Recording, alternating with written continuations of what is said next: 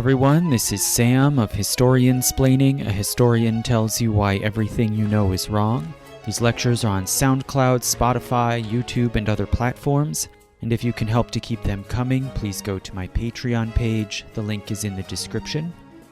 And this lecture will be Cities of Iron and Gold, West Africa before European colonization. So, as I've said before, I'm working on a series dealing with the origins of the colonization of North America.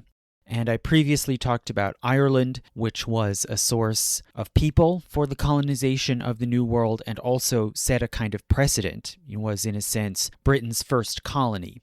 And I also decided that I should talk about Africa.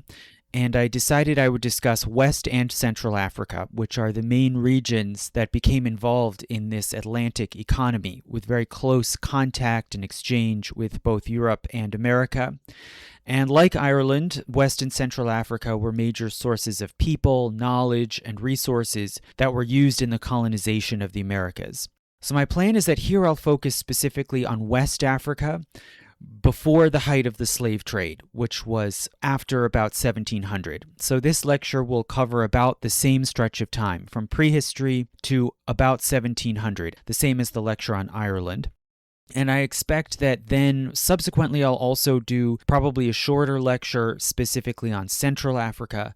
And then also I've started researching for another installment of Doorways in Time on the great archaeological discoveries. This one will be on Çatalhöyük, which is arguably the world's oldest city site. And I think that these next two lectures on Central Africa and on the discovery of Çatalhöyük will probably be for patrons only. So if you want to hear those, or if you want to hear my previous patron-only lectures, please go to the Patreon page and join at any level, even if it's just $1. But firstly, as for this lecture, what exactly do we mean by West Africa?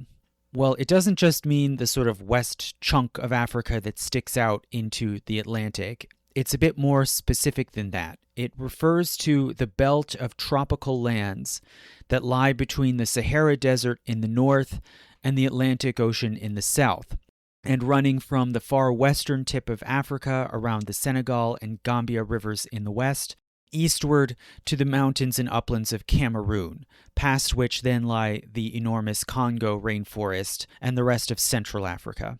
So this is broadly the region where the first large states and civilization arose in Africa south of the Sahara, or what geographers call sub-Saharan Africa.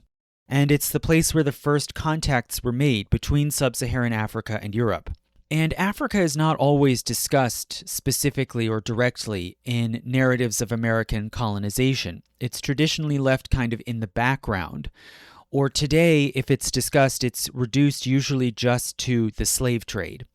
But this is really not enough. It fails to account, firstly, for why Africa became a major source of human captives in the first place, and why these African peoples' backgrounds and places of origin turned out to be so significant to the colonization of America. And indeed, even the slave traders themselves were highly concerned with the specific backgrounds of African people that they trafficked to America. So this lecture will cover not just the beginnings of the slave trade, but it will go back to the early beginnings of trade itself and of civilization and of imperial states in West Africa, and then the gradual shift of the centers of wealth and power southward towards the Atlantic coast, and then finally the dramatic effects of contact with Europe along the Atlantic seaboard. But firstly, to discuss the geography of West Africa. In some ways, the geography of this region is fairly simple. It's mostly flat land, which slopes gently and gradually from the seacoast up to high, flat, or rolling plateaus. It has relatively few mountains or rugged hills, and these are mainly just clustered in a couple of areas. For one, the Guinea highlands in the far southwestern part of West Africa in what's today Guinea and Sierra Leone, hence the name Sierra Leone, which means Lion Mountains. And then in the far southeast, there are high plateaus and volcanic mountain chains along what is today the border of Cameroon and Nigeria.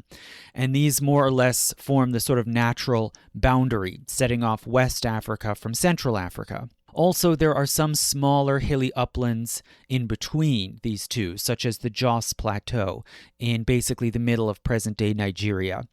And through this whole lecture, you'll hear me referring to present-day nation-states to help situate where we're talking about geographically.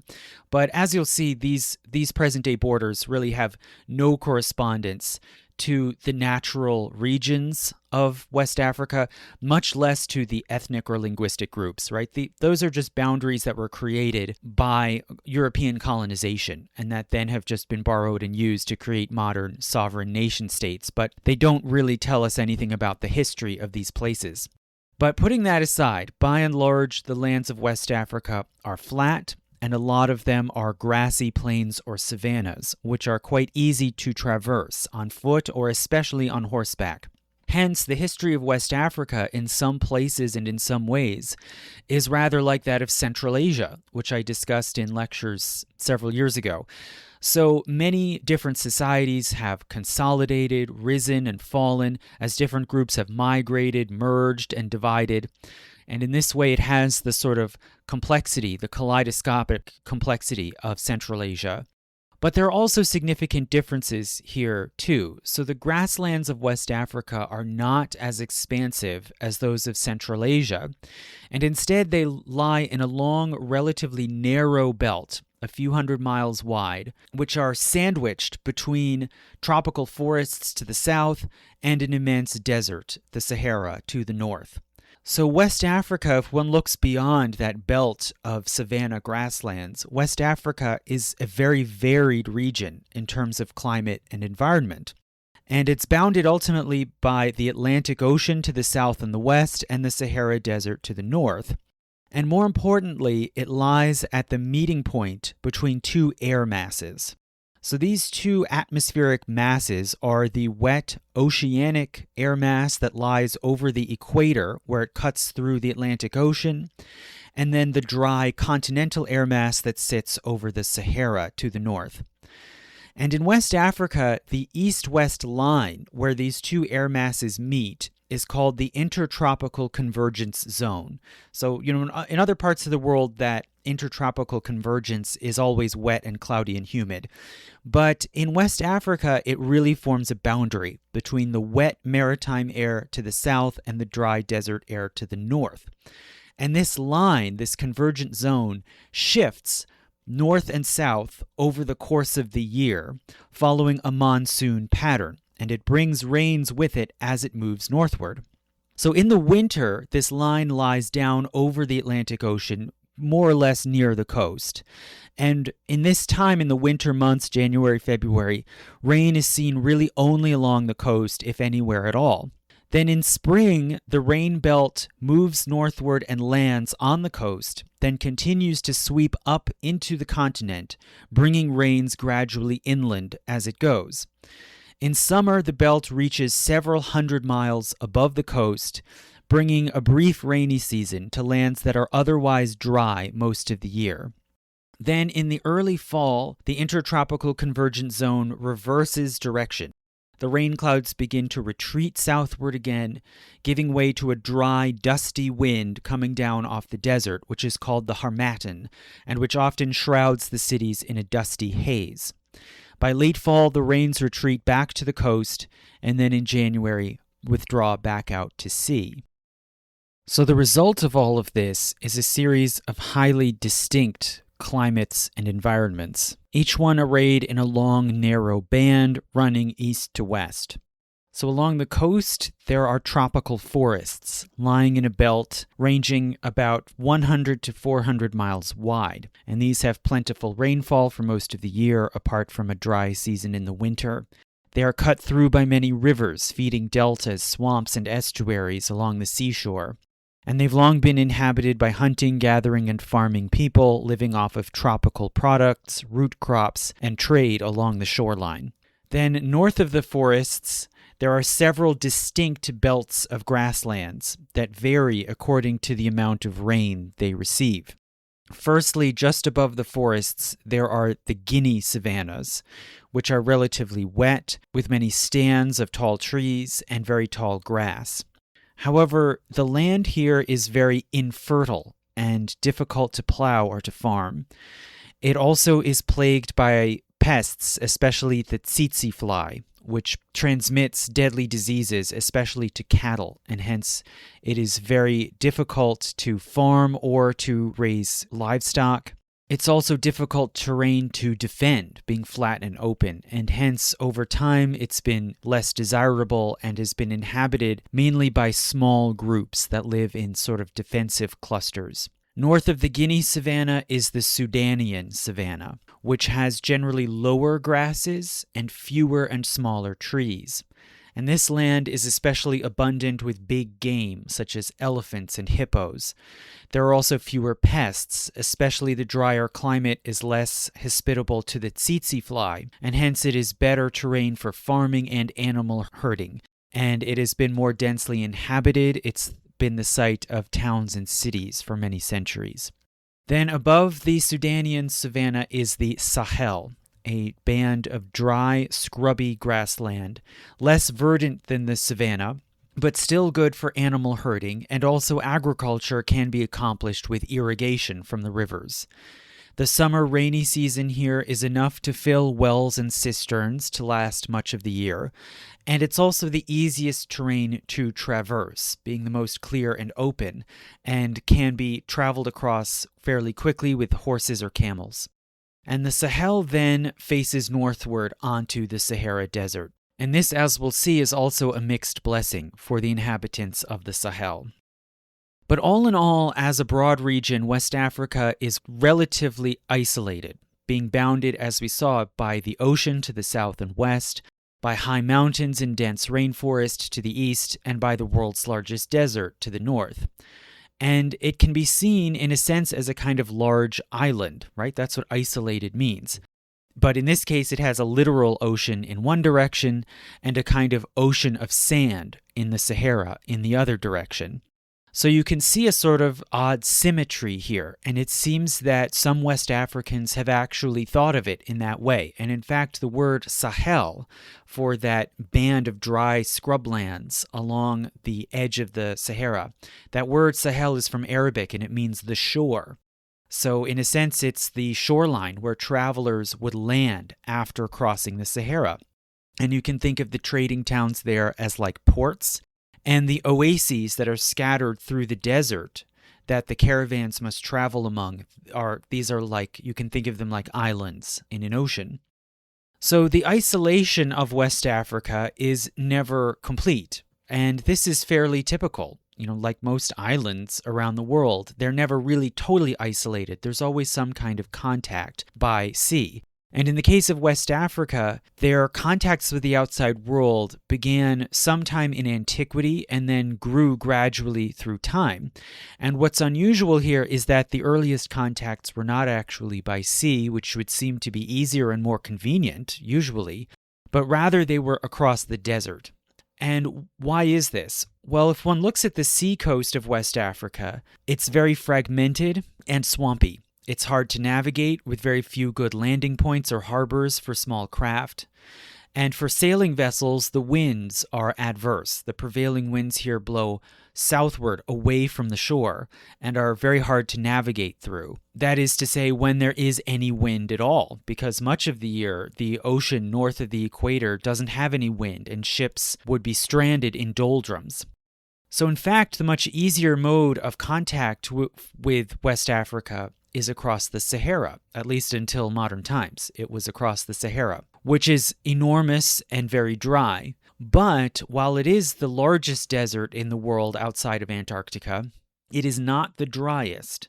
There is some rainfall each year in the south in midsummer, and also occasional snowfall in the mountains and the far north.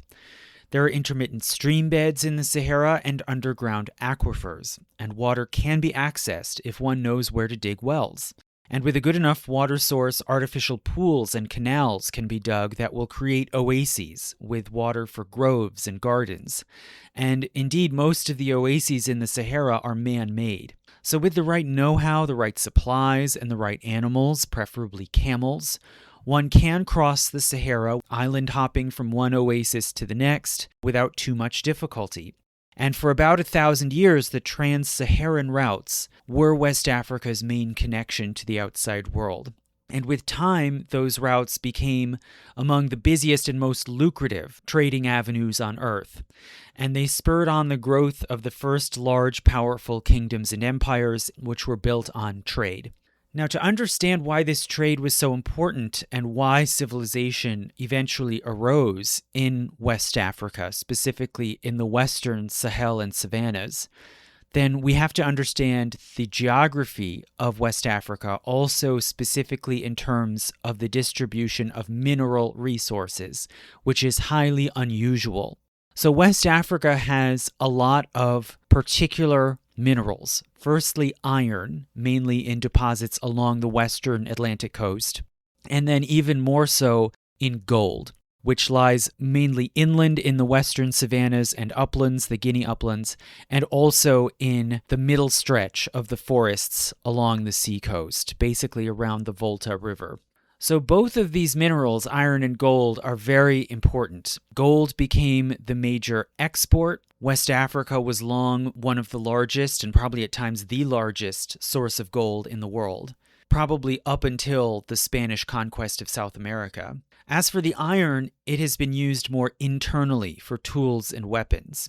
Now, on the other hand, counterbalancing this abundance of iron and gold, there is a tremendous lack of copper, which is one of the most abundant metals on Earth, usually easily accessible, right lying on the ground or in shallow deposits. And in most parts of the world, it's usually the first metal to be worked. But there's hardly any copper to be found in West Africa, and even the small deposits there are deep in the Sahara. The other and even more critical resource that is missing in West Africa is salt. So salt is necessary to the human diet, and further, it's especially needed for food preservation in hot, wet, tropical environments like the forest lands and savannas of West Africa. Now, salt can be produced along coastlines, right? It can be extracted from seawater, and that has been done in various sites along the Atlantic coast of West Africa. But it's very difficult. It takes a lot of time and work. And the sea salt that one obtains from this process of evaporation is fragile, especially in a humid climate. It dissolves easily in rain, and hence it's extremely difficult to transport long distances through these tropical forest lands, which lie all along the coast. However, once again, salt does exist in ample deposits in the Sahara.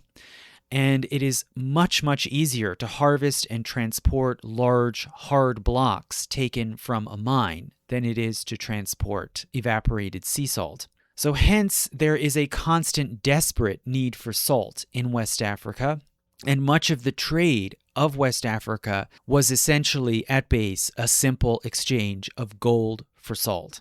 And other goods like ivory and cloth sometimes also traveled along the trade routes. But the north-south trade of gold in exchange for salt was really the main lifeblood of civilization in West Africa for almost 1,000 years. And the main arteries through which the trade flowed mostly was the rivers. And these are also very important to know about and understand. So the different parts of West Africa, all the way from the forests almost all the way into the Sahara, they are linked by a series of rivers, which are critical for travel, especially in the forest lands to the south, and also for farming and food production in the north. And the region has three main major rivers, all of which begin from the uplands in the southwest. So in the west, there is the river Senegal, which flows down from the Guinea highlands directly westward into the Atlantic, and alongside it, parallel to it, are some other smaller rivers like the Gambia. And in the south, there is the river Volta. So from the uplands a bit further to the east, near the middle of West Africa, several small rivers flow southeastward into the tropical forests and then converge to form the Volta, which then turns and flows directly south through the forest lands into the Atlantic. Now, in between the two, between the Volta in the south and the Senegal in the west, in the far southwestern highlands right on the border of what is today Guinea and Sierra Leone, there is the source of the river Niger. And this is the really crucial central artery of West Africa. So the Niger is the 14th longest river in the world, with the 9th largest drainage basin, and it traces a long arc from west to east, crossing through and linking every major region and zone of West Africa.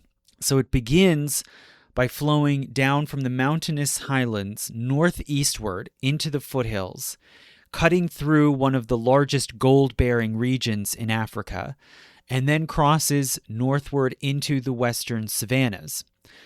Then, just as it reaches the Sahel, its gradient diminishes. The land becomes more flat and level, and as the river flows into this flat, dry terrain in the Sahel, it fans out into an enormous inland delta, I believe one of the biggest in the world.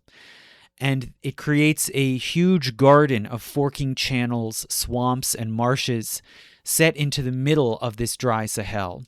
And each year, the rains in the uplands and savannas cause the delta channels to flood in a regular annual pulse, which then feeds wild grasses and trees, and which can be used to irrigate crops. So this inland delta serves as a massive food source.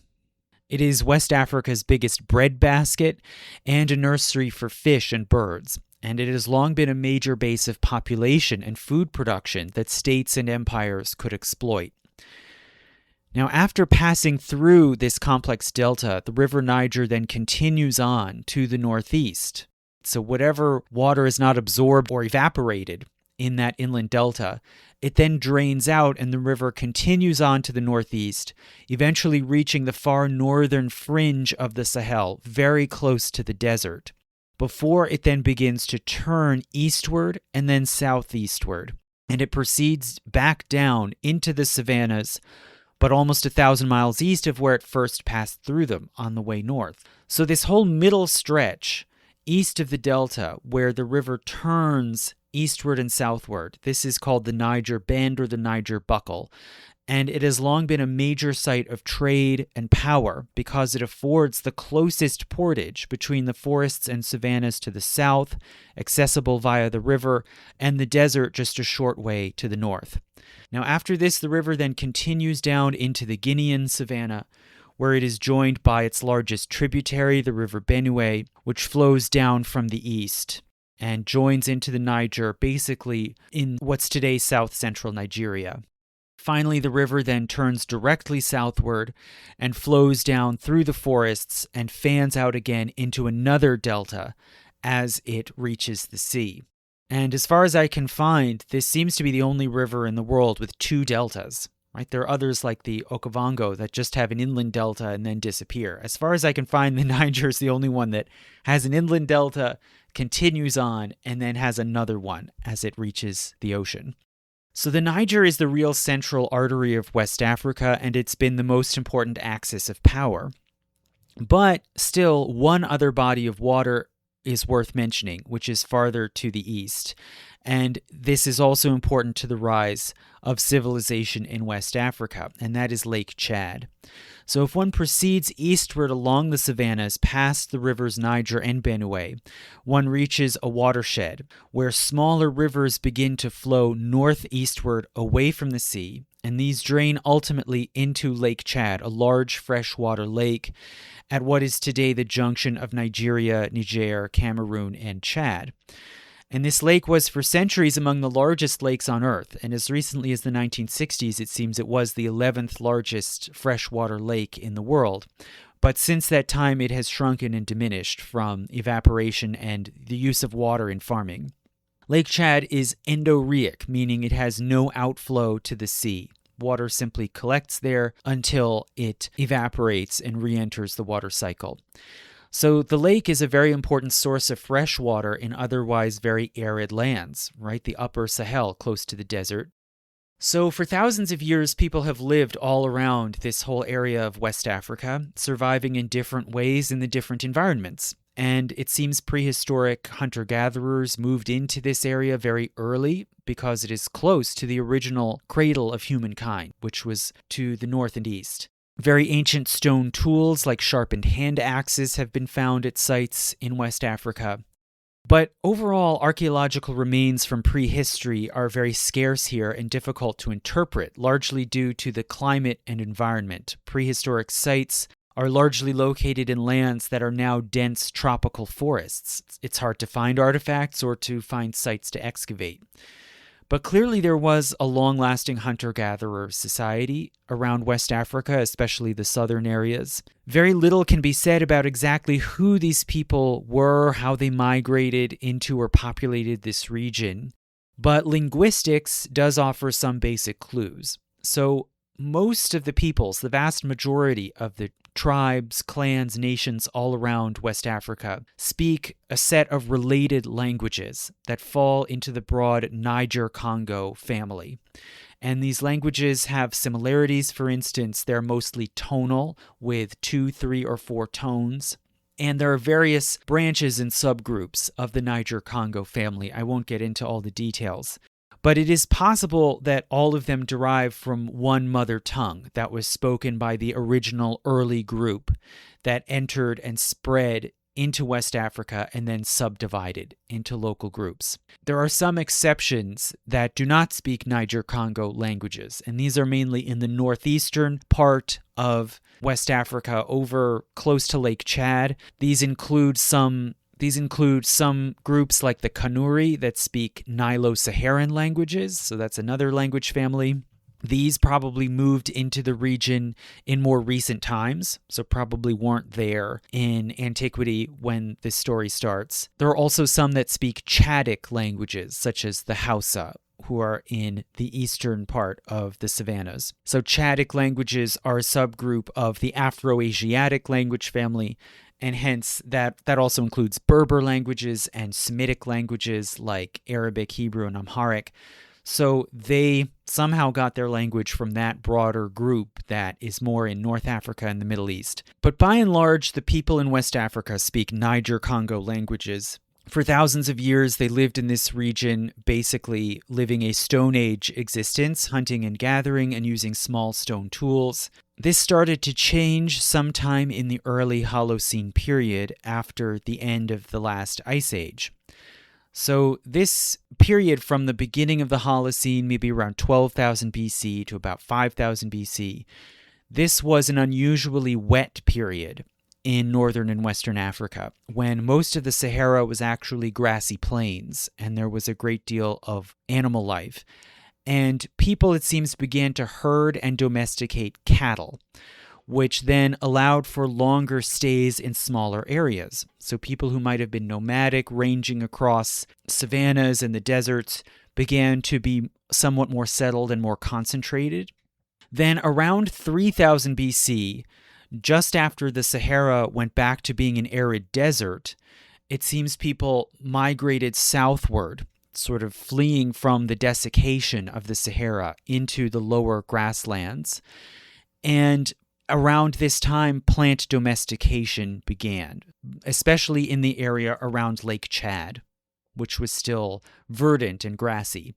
So this is basically the northeastern part of West Africa in the middle of the belt of Sahel. And plant domestication and agriculture started in this area around the same time that it was brought into and adopted in the Nile Valley in Egypt. And further, this Lake Chad basin is, relatively speaking, not too far away from Egypt.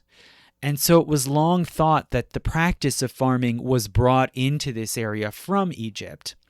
But, as other scholars have pointed out, the crops that appeared in West Africa are all totally different. So in the Lake Chad area, the main grain that was domesticated was millet, which is, a large grassy plant with large seeds, and it included particularly the varieties sorghum and pearl millet. People around Lake Chad also domesticated peas and ground nuts, similar to peanuts. And a lot of these grains and peas might have been used largely as cattle feed to support these herds of cattle. They also then domesticated fruits, especially melons, cotton for its fiber, and eventually rice, another cereal grain that then spread westward, basically across the savannas and Sahels into the western part of West Africa, where it was then especially adapted to growing along rivers.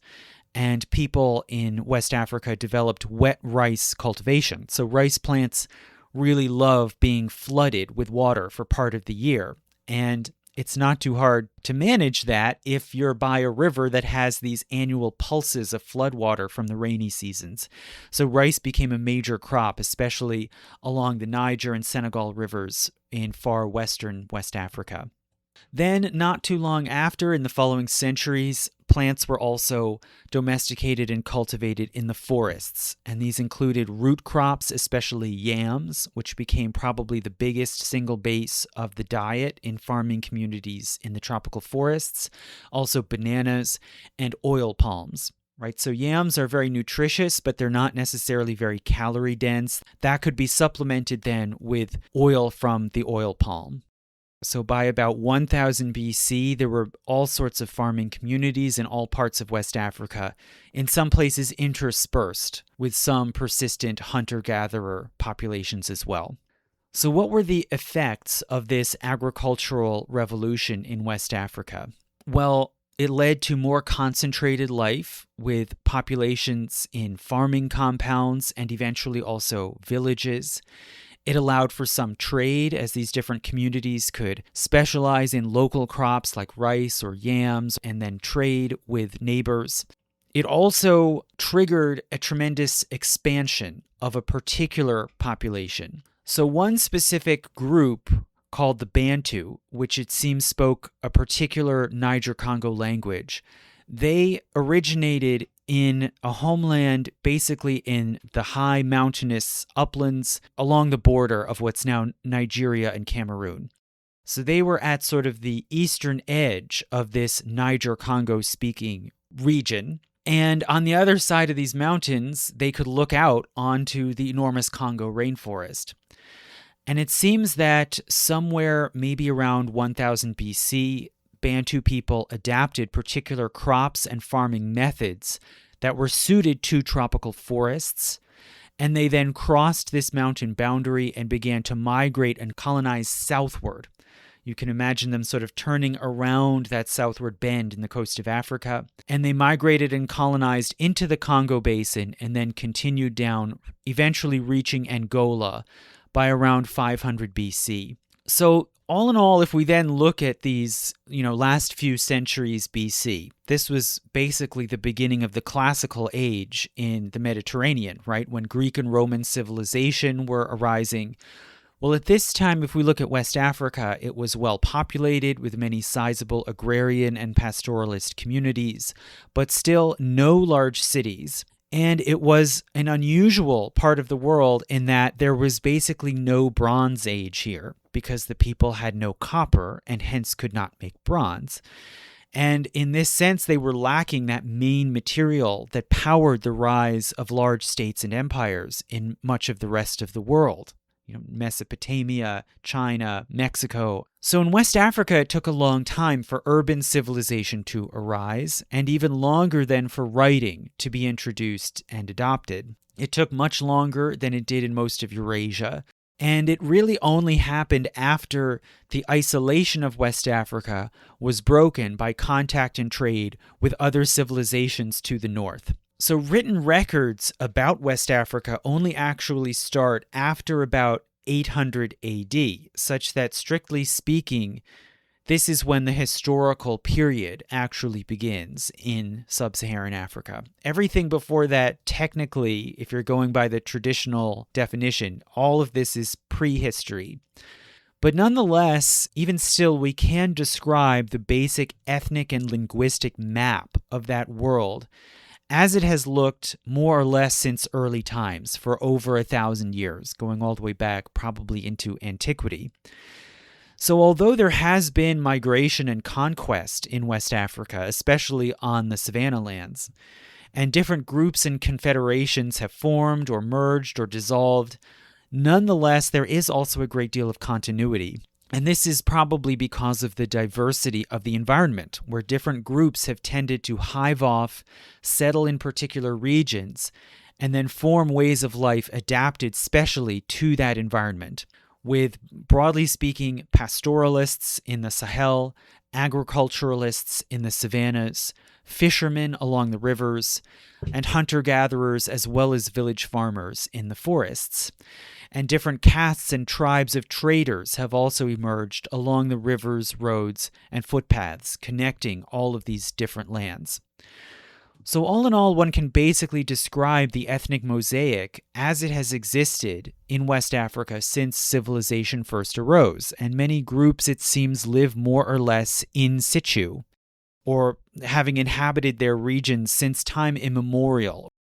So just to name some of these largest and most significant groups and nations, in the desert, there are nomadic Berber tribes, most especially the Tuareg, which occupy most of the sort of middle portion of the Sahara, and who live a way of life based on trading and raiding, relying most of all on the camel.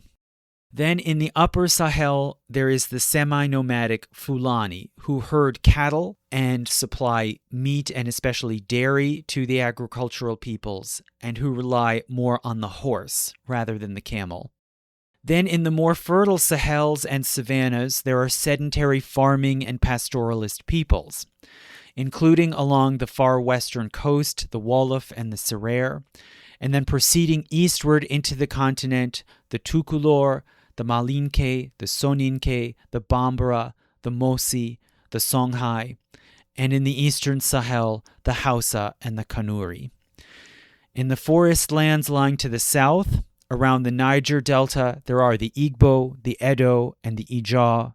Proceeding westward along the coast, the Yoruba and the Fon. Around the Volta River, near the middle of the Atlantic coast, the Akan and the Ashanti. And then in the Guinea highlands in the far southwest, the Ngere, the Mende, and many other small groups and tribes.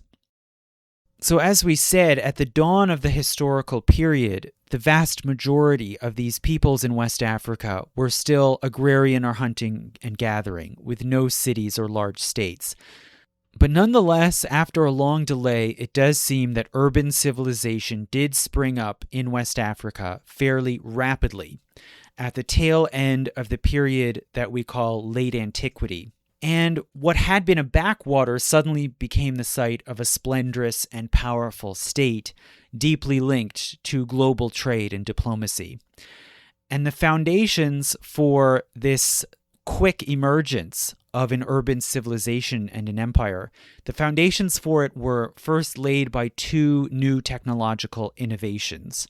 Firstly, ironworking, and secondly, the camel. So the big question that has hung over much of the history of West Africa is, did civilization arise here internally, or was it the result of outside influence? And many scholars in the past, including Victorian historians and anthropologists, they long assumed that civilization must have been imported. It must have come from nearby Egypt or Carthage, etc. And this assumption often has racial overtones, right? The notion that Black Africans or Negroes could not have been sophisticated enough and that they somehow needed help from more advanced peoples to the north. And these scholars could, in fact, point to the fact that important innovations were happening to the north, like, agriculture, which we mentioned before. That was flourishing in Egypt. And they also can point to oral traditions among many tribes and kingdoms, which claim that their dynastic founders had come from far away, often to the north. So that seems to reinforce this idea. But again, we don't really know how reliable those traditions are or how far back they go. They might have been later revisions. Now, another example of this dispute, along with agriculture, is the origins of ironworking. So it seems ironworking did appear in West Africa, in the southern area close to the ocean, by no later than 500 BC. And some people in the southeastern savannas, in what is today central Nigeria, it seems mastered ironworking, at least that early, maybe earlier. And remains of forges have been found around the present-day town of Nok, and hence scholars call this emergence the Nok culture. And archaeologists have found several settlements with large ironworks, iron tools and weapons, as well as terracotta sculptures, mainly stylized heads. This society clearly had extensive trade, including far to the west, where the sources of iron were. They weren't right there in the Noke country. They were hundreds of miles to the west. So this discovery of these towns and ironworks in Noke was very surprising because, for one thing, ironworking is much more difficult than working in copper, which is more abundant, more easily workable, and has a lower melting point than iron, and can be more easily smelted and mixed with other materials to make bronze. And in almost all other parts of the world, bronze working came first, and preceded and paved the way for the eventual mastery of iron. So what does this mean? How did this ironworking society emerge in West Africa? Well, it could have been learned from abroad. For instance, from Nubia, which is far to the east in the Upper Nile Valley. So Nubians, especially at the city of Meroe, did master ironworking, which they then used in the 700s BC to briefly conquer Egypt. So could it have moved westward via the Sahel and eventually reached West Africa? Another conjecture is that it might have come down from Carthage, a large, powerful Phoenician colony on the coast of Africa, and the Phoenicians were known to be proficient ironworkers. So it may have somehow made its way down across the Sahara to the savannas and forests of West Africa. But there are problems with these arguments that it came somehow from Nubia or Carthage. For one thing, no artifacts or records have ever been found showing any trans-Saharan trade this early, going back before 500 BC. And furthermore, some clues and indications suggest that smelting of iron began at Noke as early as 900 or even 1000 BC, and hence this would be just as early or earlier than at Meroe in Nubia. So the other possibility, of course, is that ironworking was somehow mastered in situ, in the West African savannas, and that the people in West Africa somehow made the leap to ironworking after many years of experimentation. So what then were the results of this discovery? In effect, West Africa leapt directly from the Stone Age to the Iron Age, something that's rarely happened anywhere in the world. And tribes or villages that had blacksmiths and forges got an enormous advantage in terms of farming tools, the ability to clear and cultivate land, and also weaponry, new weapons like swords and iron spearheads. And it seems this led to new concentrations of power and consolidations. It also fed a further Bantu expansion. So the Bantu people who, we saw had already used their new agricultural technologies to spread south through the Congo Basin. Well, now these Bantu tribes could combine their skills in agriculture with iron tools like axes that they could use to clear forest lands and bring them under cultivation. And so they started to expand now rapidly eastward as well, soon reaching Lake Victoria in interior East Africa, and then turning southward and colonizing most of Central and Southern Africa, almost all the way to the southern tip of the continent. Hence, this is the reason why most of the most widely spoken languages in Southern Africa, such as Swahili, Zulu, and Xhosa, are Bantu. There also, within West Africa, was the emergence of early towns. So the Noke culture, it seems, did have some towns based on farming and ironworking that flourished up until about AD 200 and then started to decline and vanished for unknown reasons. Were there successors that took up these same technologies and techniques? Did urban life somehow continue? Well, maybe, possibly. There is one possible sign that urban life did carry on in this broad region, and that is at Igbo Ukwu. So that is an archaeological site of a town that existed further south down on the lower Niger near the delta in the 800s AD. So we're talking here about a few centuries after the Noke culture died out, but archaeologists have found there various jewels and sculptures cast in both iron and bronze. And this shows that the town had a very far-flung trade network linking to Carthage in North Africa, from which they could source copper for bronze. But it seems that Igbo Ukwu also was pretty short-lived. Perhaps the southern forest lands were just too difficult an environment to support a large city, or even more likely, it could not survive economically because of the lack of salt. So instead, it seems the first large lasting cities and the first empires in West Africa would spring up much farther north in the Sahel, closer to the sources of salt. But before we get into that, the real most far-reaching impact of the Iron Revolution was new concentrations of power. So as warfare and raiding became more destructive and more deadly, new centers of authority were then called upon, especially to maintain peace and stability, to settle conflict, and to coordinate defense. And villages grew larger and more fortified. Now, again, due to the lack of direct records of the time, it's hard to pin down exactly when and where this process happened historically. Instead, really, one cannot avoid talking about it anthropologically, through generalities extrapolated from various clues, including oral histories and traditions, artifacts, linguistics, social customs and laws, etc. Some important general patterns emerged in how these societies tended to work and how they evolved. They were usually rooted in small communities organized at base around kinship, and these included clans and lineages living in widely dispersed, self-sufficient compounds. This is especially common in the forest lands, and many groups such as the Igbo in southeastern Nigeria have remained, all the way up to modern times, have remained basically independent, decentralized, only banding together occasionally for mutual defense, with no powerful rulers or extensive kingdoms. Secondly, some also formed villages in which many different clans and families lived together. They were often fortified and gathered militias or armies of warriors. And these groups that were clustered together in villages, they would tend to refer to some outside impartial authority, like a judge or a council or a priest or a shaman, or even a foreign emissary from another country, to act as an arbiter and settle disputes that might arise between different clans and families. As these village societies grew and coalesced into larger commonwealths, they would often then invest one of these outside judges or arbiters with greater authority, and often would associate them with the divine or otherworldly until they became what we would call kings. So major states that have emerged in West Africa have many different titles for their rulers, such as Ghana, Mansa, Askia, Oba, Sarki, and Mai, just to name a few.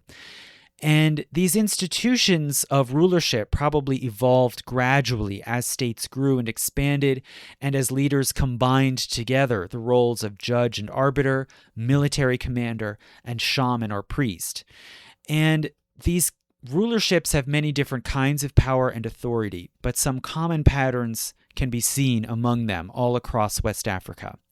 Their powers are usually limited by law and custom. Even if they are revered as semi-divine figures, their political power is constrained by other power centers, including other royals, other dynastic branches, an advising or governing council, and religious clerics.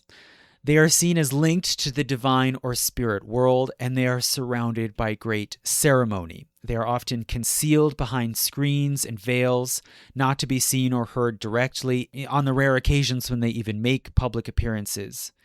They derive special authority from their links to the ancestors or spirits, and then later also with the introduction of Islam, they derive authority from their connections to the Quran and Islamic teachings. These societies tend to have very complex laws of succession.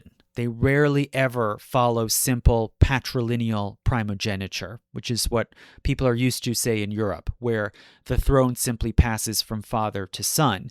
And in West Africa, this might occur in some communities, usually only in the far north, where there's a lot of Berber and Islamic influence. More often, through most of West Africa, inheritance is matrilineal. So royal status passes from the mother to child, not father to child. And when a ruler dies or abdicates, the throne passes not to his son, but rather to his sister's son, assuming that he has one. It passes to the nephew through the maternal line. So this fact of succession has certain ramifications. It can lead, often, you might imagine, to some confusion. What if the king doesn't have any sister? Or what if he has several sisters and they have many different sons? How do you know where the throne passes? And sometimes this is worked out by set rules, sometimes by some sort of tanistry where a gathering or council has to choose among the different heirs.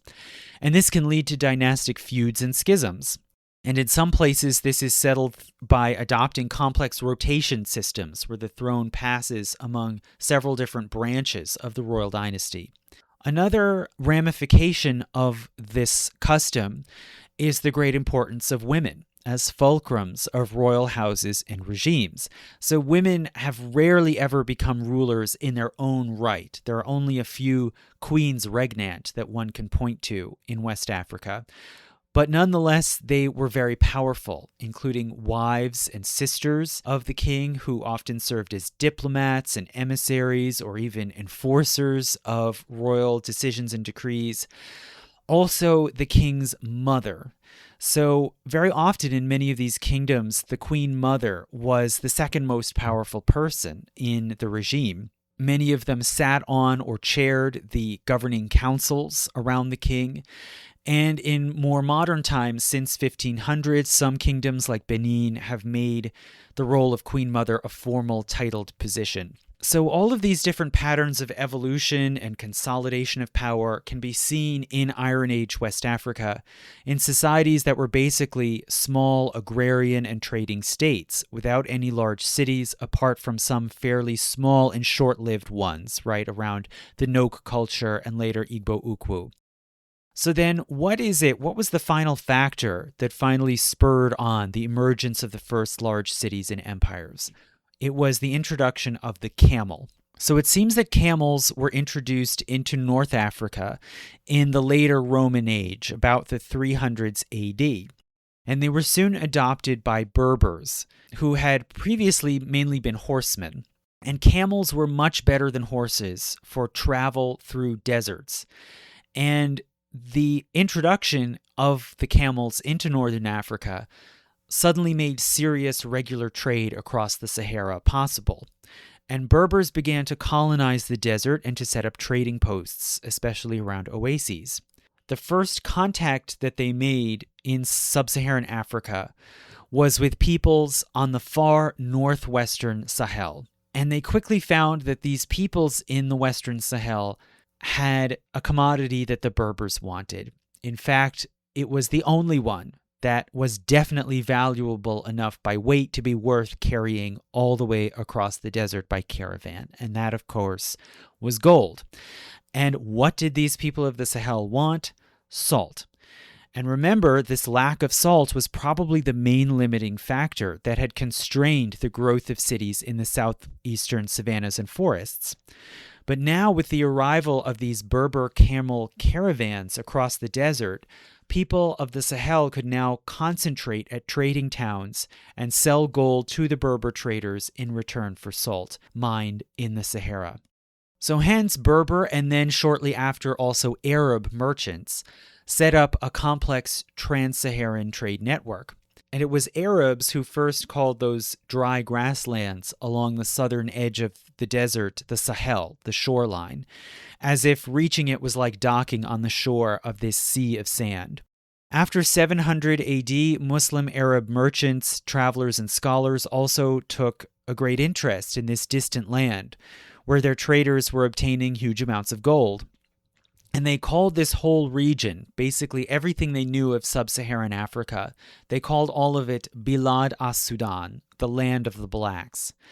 And that name then later gets applied more specifically to the rich green grasslands that lie in a band south of the Sahel. But initially it was the Arabic way of referring to all of black Africa. By the time that these Muslim Arabs arrived in the 700s, it seems that a large, powerful kingdom had already formed. So we don't know the exact details of when and how it was founded. But by the 700s, it was already there. A large, powerful kingdom had formed, controlling most of the western Sahel northwest of the upper Niger. And it was formed initially by a tribe called the Soninke. That was their ethnonym. The kingdom was called Wagadu, and its ruler, the title for the ruler was the Ghana, meaning the great warrior or golden warrior. So early on, Muslim chroniclers started to call the whole kingdom itself Ghana, and that's the name that has stuck through the years, even though it's technically a misnomer. Really, the real name of the kingdom was Wagadu, and Ghana just referred to the ruler, but, it's a mistake that has stuck through the centuries, so we'll just have to refer to it as Ghana. And this kingdom had a capital, it seems, somewhere in the Sahel, which came to be called Kumbi, while its main trading city was further north in the Sahara, just above the Sahel, in present-day Mauritania, and it was called Oudagost. So some information about the trade of Ghana survives in records and descriptions from the 800s.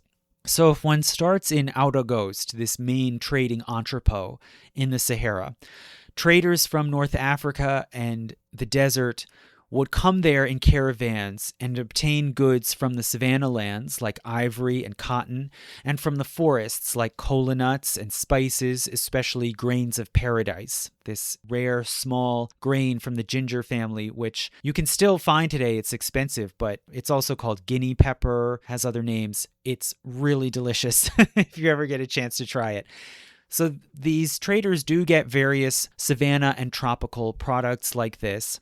And the Berber and Arab merchants might supply various goods from the north, such as copper from North Africa, bronze tools and sculptures, and horses, which were very much desired. But overwhelmingly, again, this trade was dominated by the exchange of salt for gold. And this traffic was the real lifeblood of the kingdom, with salt moving from mines in North Africa and the deserts, down along caravan routes to oasis outposts, then to the trading towns of the Sahel, where it would change hands to West African merchants. These would then move the salt, mainly on foot or on horseback, southward into the savannas. Some would be distributed out to other states and tribes to the east and west along the savanna lands. But the largest portion would be carried further southwest into the Guinea uplands to the gold-producing province of Bambouk. And ultimately, after many parties and middlemen had taken their shares along the way, some portion would then reach the mining villages and camps, which extracted gold nuggets and dust from mines and from river silt. And sometimes the demand for salt in these remote mining camps in Bambouk was so great that the gold miners would trade 1 for 1, offering a given weight of gold for the same weight of salt. This gold would then make its way northward back along the same routes, up into the savannas, through towns and cities, into markets, some of it going into the hands of tax collectors, and large nuggets in particular being requisitioned for the royal collection. So the kings of Ghana actually kept large nuggets in a sort of central reserve, both in order to use them and also in order to keep them out of the market so they didn't depress the value of gold. Right? It was almost like a central banking system. Then these small particles and gold dust would proceed northward to the trading entrepôts of the Sahel. They would be taken onto camel caravans up into the desert. Some would be paid out at stops along the way, but most of it would then travel all the way to Egypt, Libya, or Morocco, and then on to Eurasia. So it's remarkable that already, almost as soon as we become aware of Ghana in the historical record, it was already deeply woven into global trade. And this kingdom and its successor states were always highly dependent on trade, especially with North Africa and the Mediterranean world. And we know most about this trade early on because that is what brought people into West Africa. But in time, scholars and diplomats also began to observe and record more about the kingdom itself, its politics and society. They wanted to secure control of the trade as much as possible, and also, with time, they wanted to spread Islam. And so they took a greater interest in the civilization and the world behind this gold trade.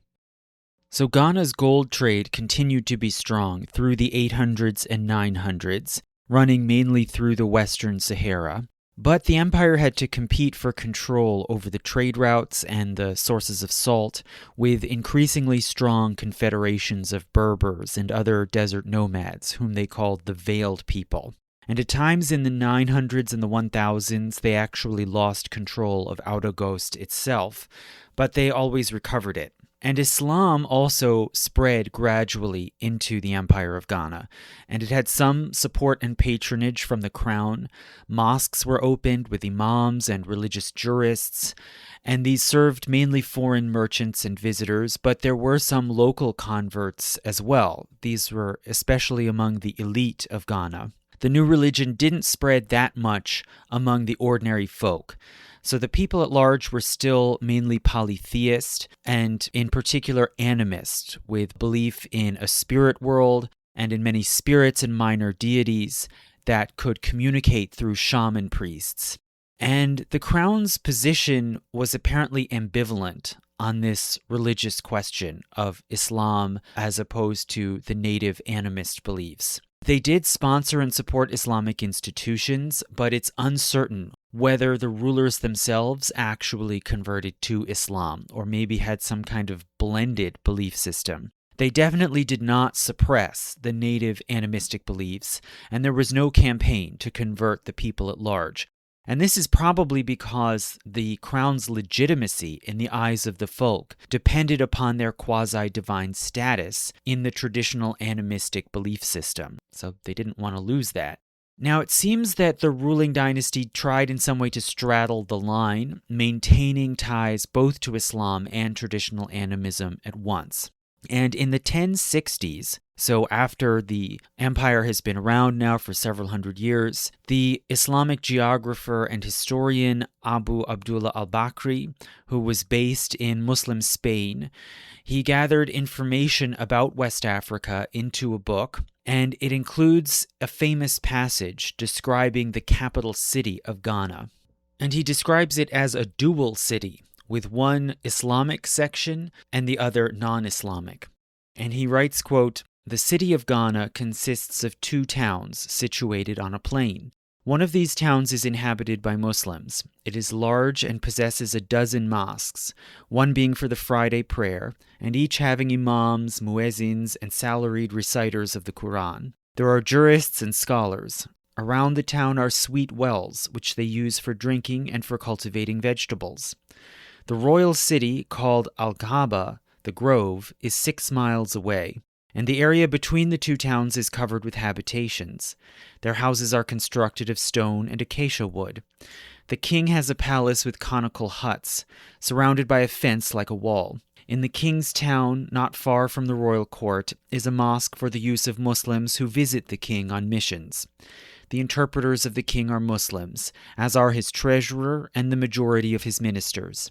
Their religion is paganism and the worship of idols. Around the royal town are domed dwellings, woods, and copses, where live their sorcerers, those in charge of their religious cults.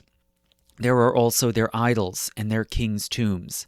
When the king dies, they construct a large dome of wood over the burial place. They put into the grave the king's ornaments and arms, his eating and drinking vessels, food and drink, and bring in those people who used to serve his food and drink. Then the dome's entrance is locked. They sacrifice for their dead and make offerings of intoxicating drink." End quote. So you can see here described a sort of royal sanctuary, right, with shamanic shrines and also sacrifices that are characteristic of societies that believe in an afterlife where the power and status of people in this world continue on into the next world. So it seems that about this time when al-Bakri wrote about West Africa, based on the reports of travelers and emissaries, it seems Ghana was at its height of power and splendor, but this was short-lived. So shortly after al-Bakri wrote his book, an Islamic religious renewal movement formed in Morocco on the northern edge of the Sahara. And in 1062, this movement took control of Morocco and founded the city of Marrakesh as a new Islamic capital. They then launched a campaign against sin and moral laxity within Morocco and against perceived enemies of Islam without. Berber opponents of Ghana in the Western Sahara joined together with this movement, which came to be called the Almoravid movement. In 1076, the Almoravid Confederation attacked Ghana, seized the capital, The kingdom briefly collapsed, and many Soninke people fled and dispersed. Much of the kingdom of Ouagadougou was occupied for a time by Almoravids. But then this Islamic movement turned its attention northward, and in the 1080s they invaded Spain, which really was more their main goal. So many Berber fighters from the Western Sahara were then drawn away to take part in this other expedition far to the north. So in the late 1000s, Ghana was re-established, and it was able to recover somewhat in the 1100s and regained control of the gold trade. But the kingdom was much changed. Islam had spread much deeper into society, with many converts probably inspired by the zeal of the Almoravids. And the state also was weakened and more vulnerable to neighbors, and went into, you could say, a long twilight. Around 1200, smaller client states began to rebel and neighbors attacked. And one in particular, the kingdom of Soso, based just to the east on the Niger Bend, threw off Ghana's rule and seized control of much of the empire. Now, these events are very murky and accounts are not totally consistent. It's uncertain how long the Soso had power and over how much territory, but nonetheless, their takeover of Ouagadougou marks the beginning of a very long, persistent trend through the next several hundred years, which is the gradual movement of the center of power eastward and southward, generally closer to the sources of gold to the south and to the major markets in Egypt and the Near East. So after a brief interlude of some period of Soso power, in the 1230s, a prince of the Malinke kingdom, just to the south of Ouagadougou, named Sundiata Keita, formed a coalition of small states and tribes to oppose the Soso, and they defeated them in a large battle in 1235. So Sundiata Keita proclaimed a new empire led by the Malinke dynasty and their allies, and this new empire came to be called Mali, meaning simply the royal place. So Mali then became the dominant central power in West Africa for about 200 years, under the rule of a dynasty of kings with the title of Mansa. And Mali took possession of most all of what had been Ouagadougou, but with further added territories farther east, including the entire Niger Bend. And so the center of gravity shifted markedly eastward. Kumbi was apparently abandoned or declined. The centers of trade shifted also from Ouagadougou to another city farther east, Walata, and even further to other towns further to the east. And also 2 cities were built on or near the Niger River. So one was Guinea. So that was an older existing city that had been part of the Malinke for centuries. It was located on the southern edge of the Niger inland delta, right where a major tributary flows into that delta. But under this new empire of Mali, it was massively enlarged. It was made into the administrative and religious capital of the new empire. Sometime in the 1200s, so after the founding of Mali, a Mansa named Koi Konboro openly embraced Islam and embarked on more of a campaign of promotion of this new faith. And he or one of his successors oversaw the building of the Great Mosque in Guinea, an enormous structure built of adobe and wood in a distinctive Malian style, with a large library and staff of scholars, and it became an early center of Islamic learning in Africa. The other major city that they constructed was Timbuktu, which is located far to the northeast near the far northern tip of the Niger Bend, so far up into the arid Sahel, close to the desert. And Timbuktu also had existed before. It started as just a small Berber encampment for trade, seasonal trade. It grew into a sort of semi-permanent village on the river. And then under the Empire of Mali, it was made into a kind of second capital and the major trading hub, where the caravan trade was enlarged and diverted eastward. From where it had previously gone through Ouagadougou and Walata, it was now directed into Timbuktu.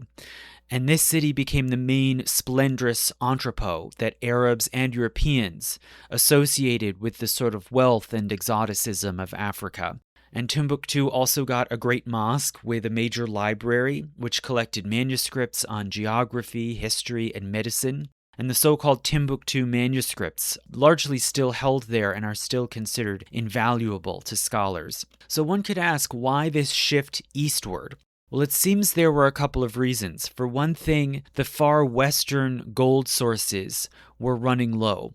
So Bambouk was the original main gold-bearing province of Ghana, and the gold there had been panned from rivers, so it was not terribly reliable. If there was a flood or a drought, you might not get replenished supplies of gold, and the sources had shifted gradually towards mines in the province of Bouré, a bit further south and eastward. But by the 1200s, these might have been starting to get exhausted, and this might be one of the reasons why Ghana went into decline. So after the Mali takeover in the 1200s, Malinke merchants then made contacts with traders and suppliers far to the south in the Akan territories, in the forest lands around the river Volta, where there were larger and richer gold fields.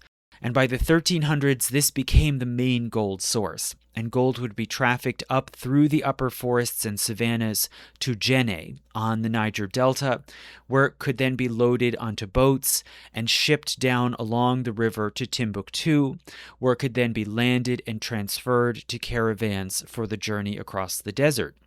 So this was a fairly clear, simple route which could be protected, monitored, and taxed.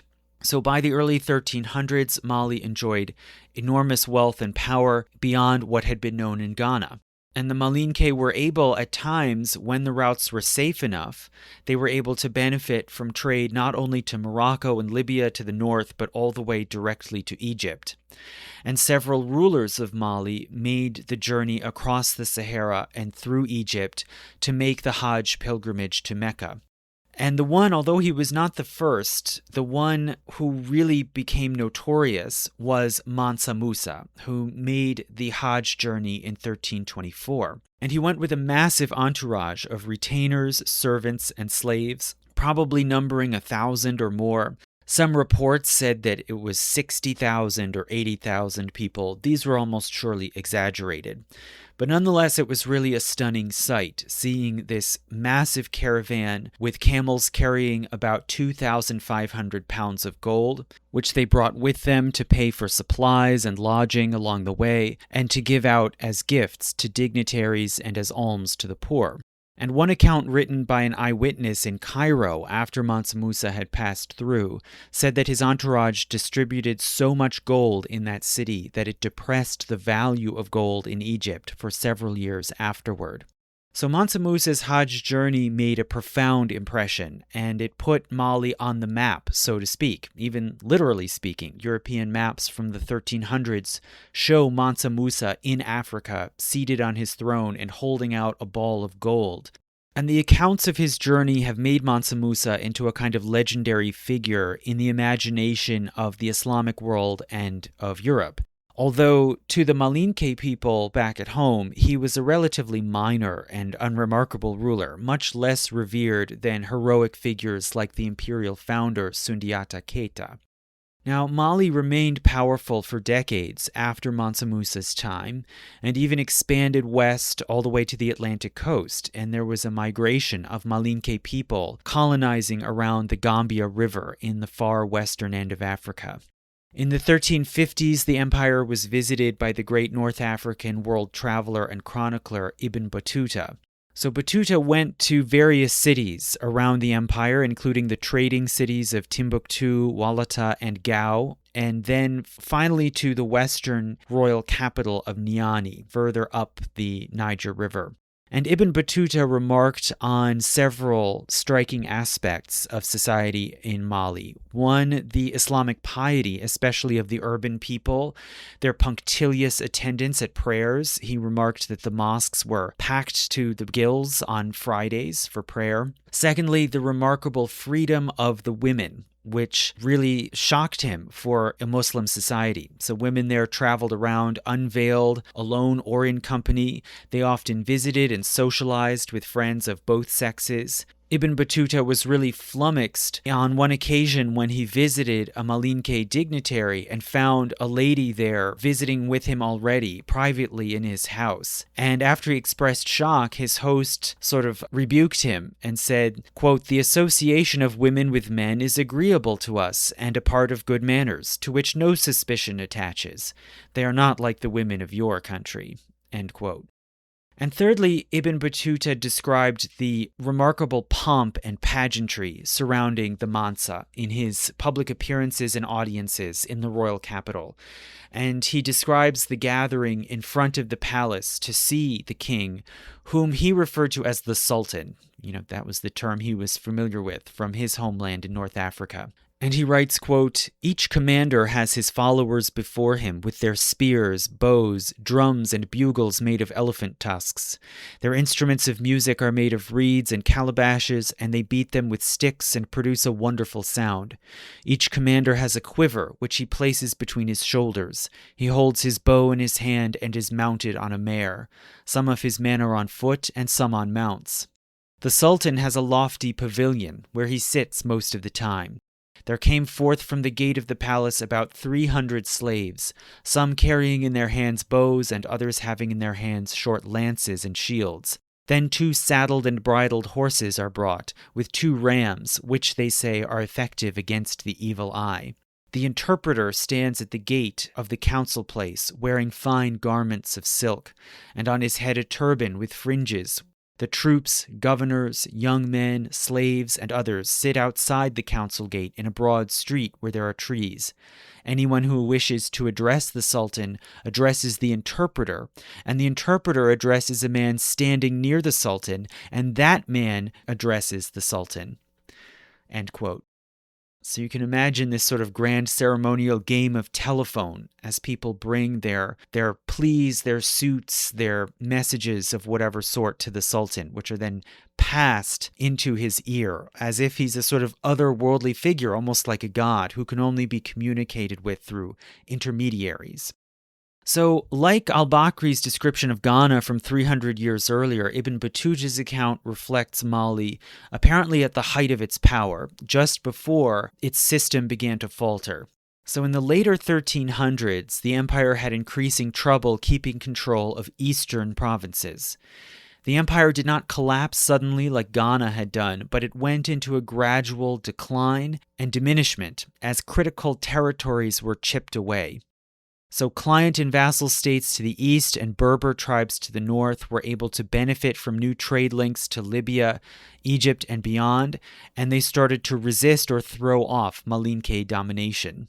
In the early 1400s, Mali even lost control of Timbuktu, which became a city under de facto Tuareg domination. So the map of the empire became a huge mess, with many small states and tribes vying for control of the trading towns, until one of them, called Songhai, which was based in the Sahel, east of Timbuktu, began a sort of mop-up operation, step by step taking control of the various small states east of the Niger and consolidating them into a new empire. In 1469, the Songhai ruler Ali the Great took Timbuktu, and 4 years later, in 1473, he captured Guinea. He set up a new empire with its capital moved now to Gao, another Sahel trading city just somewhat east of Timbuktu. So this can all be seen as a continuation of this eastward shift in the center of power. With time, by 1490, Songhai supplanted Mali as the main power in West Africa, controlling almost all of what had been Mali's territory. But they did all of this without ever having to fight Mali directly. So Mali was never destroyed by Songhai, but it merely retreated southward and westward into the far uplands, and it persisted for a time as a rump state along the far upper reaches of the Niger and Senegal. But as for Songhai, in the early 1500s, it expanded even further, including to the west, for a time stretching all the way to the Atlantic. And also for a time it exerted a great deal of power to the east and southeast, into the hilly eastern savanna lands, and were able to extract tribute from the growing cities there.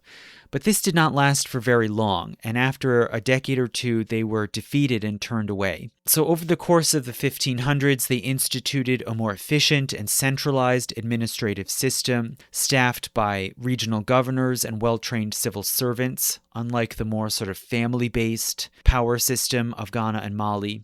And Songhai experienced another period of great strength and flourishing, benefiting from the renewed Saharan trade. But it did not last for very long. In the 1530s and 40s, the empire was hampered by repeated dynastic feuds over succession, and its military expansion finally ground to a halt. In 1549, a ruler came to the throne named Dawood, who reigned for 33 years, and he was able to restore a great degree of stability, but also, in a sense, the regime under Dawood turned inward. So this ruler was much praised by Songhai chroniclers. Now they have their own scholars who can write chronicles of their own state rather than relying on these, travelers and scholars from the north. But Songhai chroniclers praised and wrote encomium to Dawood for showing his great piety in memorizing the Quran, in founding libraries and public gardens for the poor, and in rebuilding the great mosque of Timbuktu, which had fallen into disrepair. Ironically, Dawood did not go on a pilgrimage to Mecca because apparently he didn't need to. He got Islamic legitimacy from supporting the splendorous mosques and schools and the holy men within Songhai. He died in 1582, and shortly after, the plotting began. So nomadic horsemen of the desert and the Sahel, including the Tuareg, the Fulani, and the Bambara, perceived weakness in the Songhai Empire. And once again, like the Berbers had done more than 500 years ago, they made an alliance with a North African state, specifically with the Sultan Ahmad al-Mansur of Morocco. And like the Almoravids back in the 1000s, Sultan Ahmad had a religious mission. He saw himself as the rightful leader of the Islamic world. He had designs to reconquer Spain, which had been lost to the Christian powers, and even to colonize the New World. So to fund these grand projects, he wanted to seize control of the trans-Saharan trade and to redirect the traffic away from Egypt and back to Morocco. And in theory, he could do this if he controlled the salt supply in the Sahara. So in 1590, he issued an ultimatum to Songhai and demanded the right to tax the salt mines throughout the desert. And Songhai refused to agree to this. So in October, the Sultan launched a force of about 4,000 fighters on camelback to set out across the desert and invade Songhai. And they reached the empire together with local allies from the Sahara and defeated a much larger Songhai army. In 1591, the Moroccans occupied most of the empire's territory, including Timbuktu and the Niger Bend. And Songhai was now left as a much diminished rump state to the east. So for the next century, the core area of the Niger Bend experienced some degree of restored prosperity and stability under Moroccan rule, although there were periodic strikes and rebellions by discontented subjects, especially in Timbuktu, and no new West African state arose to take the place of Songhai. The cycle, it seems, was over. The Niger Valley was never again the center of a great empire, and rather the old imperial core was left behind, and the centers of power continued to move eastward and then southward.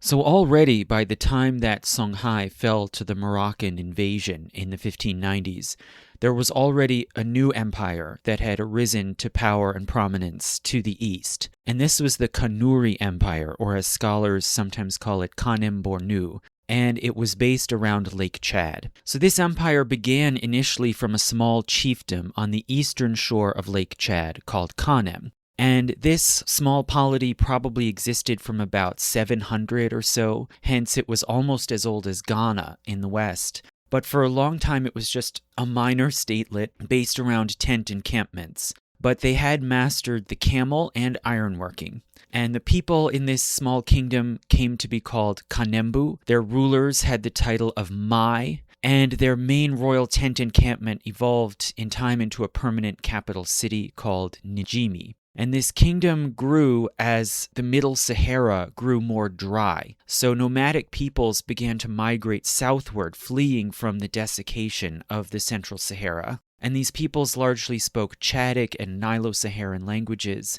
and they settled around Lake Chad and melded into the Kanembu, or formed their own small statelets that then became vassal states or tributaries of Kanem. In the 1000s, a new Muslim dynasty called the Safawa seized power in Kanem, and they promoted Islam.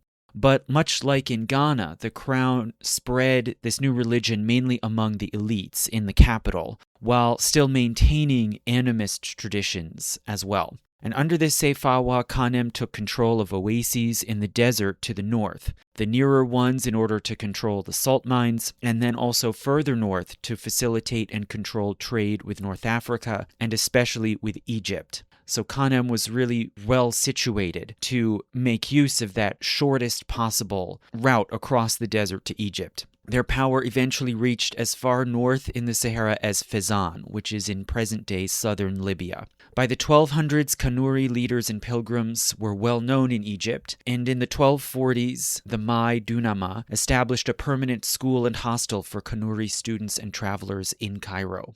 Now, what were they trading to Egypt? Well, Kanem was fairly far away from the main sources of gold, and there were many different middlemen in between that the gold would have to pass through, so it was not a very reliable or especially profitable trade for Kanem. And instead, they traded mainly animal products such as leather, hides, and ivory, and some tropical products from the forest lands like nuts and spices.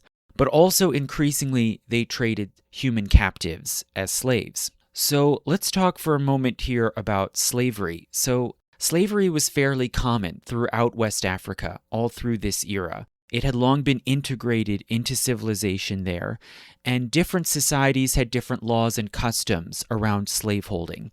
Slaves most often began as prisoners of war, and hence slavery and slave trading usually tended to be a byproduct of war. And captives would often be adopted, you could say in quotes, into particular families or clans or tribes, or into royal households as sort of subordinate members. They would have some basic legal rights, and in theory, some chance to rise in status. The biggest slaveholders were rulers who undertook wars and had sort of the first pick of captives. And very often regimes were staffed largely by royal slaves, a lot like, the Ottomans and other empires in other parts of the world. High-status royal slaves could serve sometimes as ministers, viziers, or even as de facto regents for incompetent rulers. Now, most ordinary slaves were servants or agricultural workers, and in some agrarian states, they were placed into slave villages, which were much like other peasant villages, except in that they could be assigned to vassals of the ruler, sort of like fiefdoms, to supply labor and goods to those grantees. Now, as for Kanem, they were a highly martial society. They were masters of the horse and the camel. They carried out many raids of neighboring peoples, and they had a fairly large slave population, which they then traded in significant numbers across the Sahara to Egypt, which had an enormous slave market. So hence, there was a sort of early step here in the emergence of the African slave trade. And in this first stage, it was actually directed overland to the north, although it was still much smaller scale, numbering maybe a few hundred or up to 1,000 or so people a year. And this would then be dwarfed by the tremendous oceanic slave trade that would emerge later on the Atlantic. So Kanem had an early flourishing in the 1200s through the early 1300s. And they established a large new satellite state located across the lake, west of Lake Chad, which was called Bornu. But in the mid-1300s, the empire started to become more and more unstable. They had expanded very quickly and arguably overextended. They had raided far into surrounding lands and made many enemies. And in particular, a people called the Bilala, who are otherwise pretty mysterious, of unclear origin, they began to oppose and attack Kanem. The kingdom was gradually worn down until in 1380 the Bilala captured the capital at Njimi, and they seized control of Kanem, proclaimed their ruler a sultan, and they took control of much of the trade to Egypt. So the Mai, the ruler of Kanem, and his court were forced to flee west across the lake to Bornu. And for almost a century, the royal government had to live in mobile encampments to evade raids and attacks. There were also frequent fights and feuds between rival branches of the royal dynasty. But finally, in the late 1400s, the kingdom began to regroup. Towns were fortified, the crown began to consolidate power and establish stability. In 1472, the crown built a new capital in Bornu called Ngazargamu, which became the site of trade from the Sahara in the north to the savannah, especially Hausaland to the south. By 1500, the Kanembu who had fled west to Bornu had intermarried with local people and with others whom the kingdom had absorbed into their new rebounding empire. And these melded together into a new ethnic amalgam with a language called Kanuri. Also, by about 1510, the Mai was able to reconquer Kanem and defeat the Bilala. But they allowed the Bilala to remain there in the old land of Kanem and to govern this kingdom as a vassal state. So hence, it was a sort of compound state that scholars call Kanem Bornu. In the 1550s and 60s, there was another crisis with a series of famines, the military expansion stalled, and subject peoples, especially non-Muslims, increasingly rebelled against Kanuri rule. Muslim versus non-Muslim became this crucial dividing line. In 1570, a new Mai named Idris Aluma came to the throne. And Idris Aluma worked to centralize and stabilize the empire. He revoked the home rule for the Bilala in the old kingdom of Kanem and of other autonomous peoples within the empire. He revived Islam, which to a great degree had declined, especially in Bornu in this period of chaos and crisis. He promoted Islam once again and endeavored to use it as a unifying factor in this renewed kingdom. He built many new mosques, set up an independent judiciary system with courts using Islamic law. And then after the fall of Songhai in 1591, the great centers of Islamic scholarship largely moved east to Bornu. So this was a new point of prestige. Crucially, Idris Aluma also formed a diplomatic alliance with the Ottomans, the Turkish Empire that was now in control of Egypt and Tripoli to the north. So this was critical to maintaining that trans-Saharan trade and to mastering new technologies and techniques of rule. So Idris set out on a campaign of military reform and retrenchment. He built a series of frontier forts, created highly disciplined armies and cavalry capable of moving in formation, and brought in Turkish advisors to train in the strategic use of firearms, which by this time had made their way, bit by bit, into West Africa, but very few knew how to use them effectively on the battlefield. And with this new technology and knowledge, Idris Aluma undertook expeditions to the east and west through the Sahel and south into Hausaland, which we'll talk about later. Most importantly, he undertook campaigns to the north into the Sahara and reestablished control over the oases and trade networks running north most of the way through the Sahara, well into this region called Fezzan in present-day Libya. And this then brought him into conflict with the Ottomans, who claimed authority over the whole province of Fezzan. But nonetheless, Idris skillfully played the Ottomans and Morocco off against each other, and so was able to secure control of all of Fezzan and of towns and oases reaching almost all the way to Tripoli and the Mediterranean coast. So this was a very rare instance of a trans-Saharan conquest, and was the first one to go northward from sub-Saharan Africa across to North Africa, unless you count Nubia's conquest of Egypt back in the 700s BC, more than 2,000 years earlier. And the prosperity of the Kanuri Empire continued after Idris himself died in 1603, but decline set in markedly after about 1650. And it seems there were several reasons for the slipping power and prosperity of Kanem Bornu. So one, it seems, was climate pressure. So the 1600s were what we call the Little Ice Age. And the effect of this in West Africa was that lands around Lake Chad became more dry and less productive. There were food shortages, a lot like in Europe at the same time. Secondly, there was more aggressive action by Tuareg tribes in the desert and by the Ottomans to take control of the trans-Saharan trade. And then thirdly, there was a more broad general shift all across West Africa, where trade was more and more directed southward. So the trans-Saharan trade was becoming less lucrative across the board, regardless of who controlled the crucial trading points. It was becoming less lucrative as old trade routes and markets in North Africa were more and more undermined and undercut by new trade opening up on the Atlantic Ocean coast. So all of these factors, the change in climate and the new sea links opening up, pulled the centers of wealth and power southward. And really, although the Atlantic trade was very impactful, it's important to note that this shift southward had already begun several hundred years earlier for internal reasons, and then was accelerated with the opening of these Atlantic sea lanes. So all in all, the centers of power moved down into regions that did not have very large kingdoms or empires, but rather that were occupied by a mosaic of many smaller kingdoms or clusters of city-states. And the first region where these sort of small city-states first grew and rose to new power was Hausa land. So Hausa land is basically a region of high, hilly uplands straddling the northern savannas and Sahel, more or less in modern-day northern Nigeria and the southern edge of Niger. And most of the inhabitants of this area for many centuries have been Hausa, who speak a Chadic language. And so they may be descended possibly from migrants to the north or east, but this is uncertain.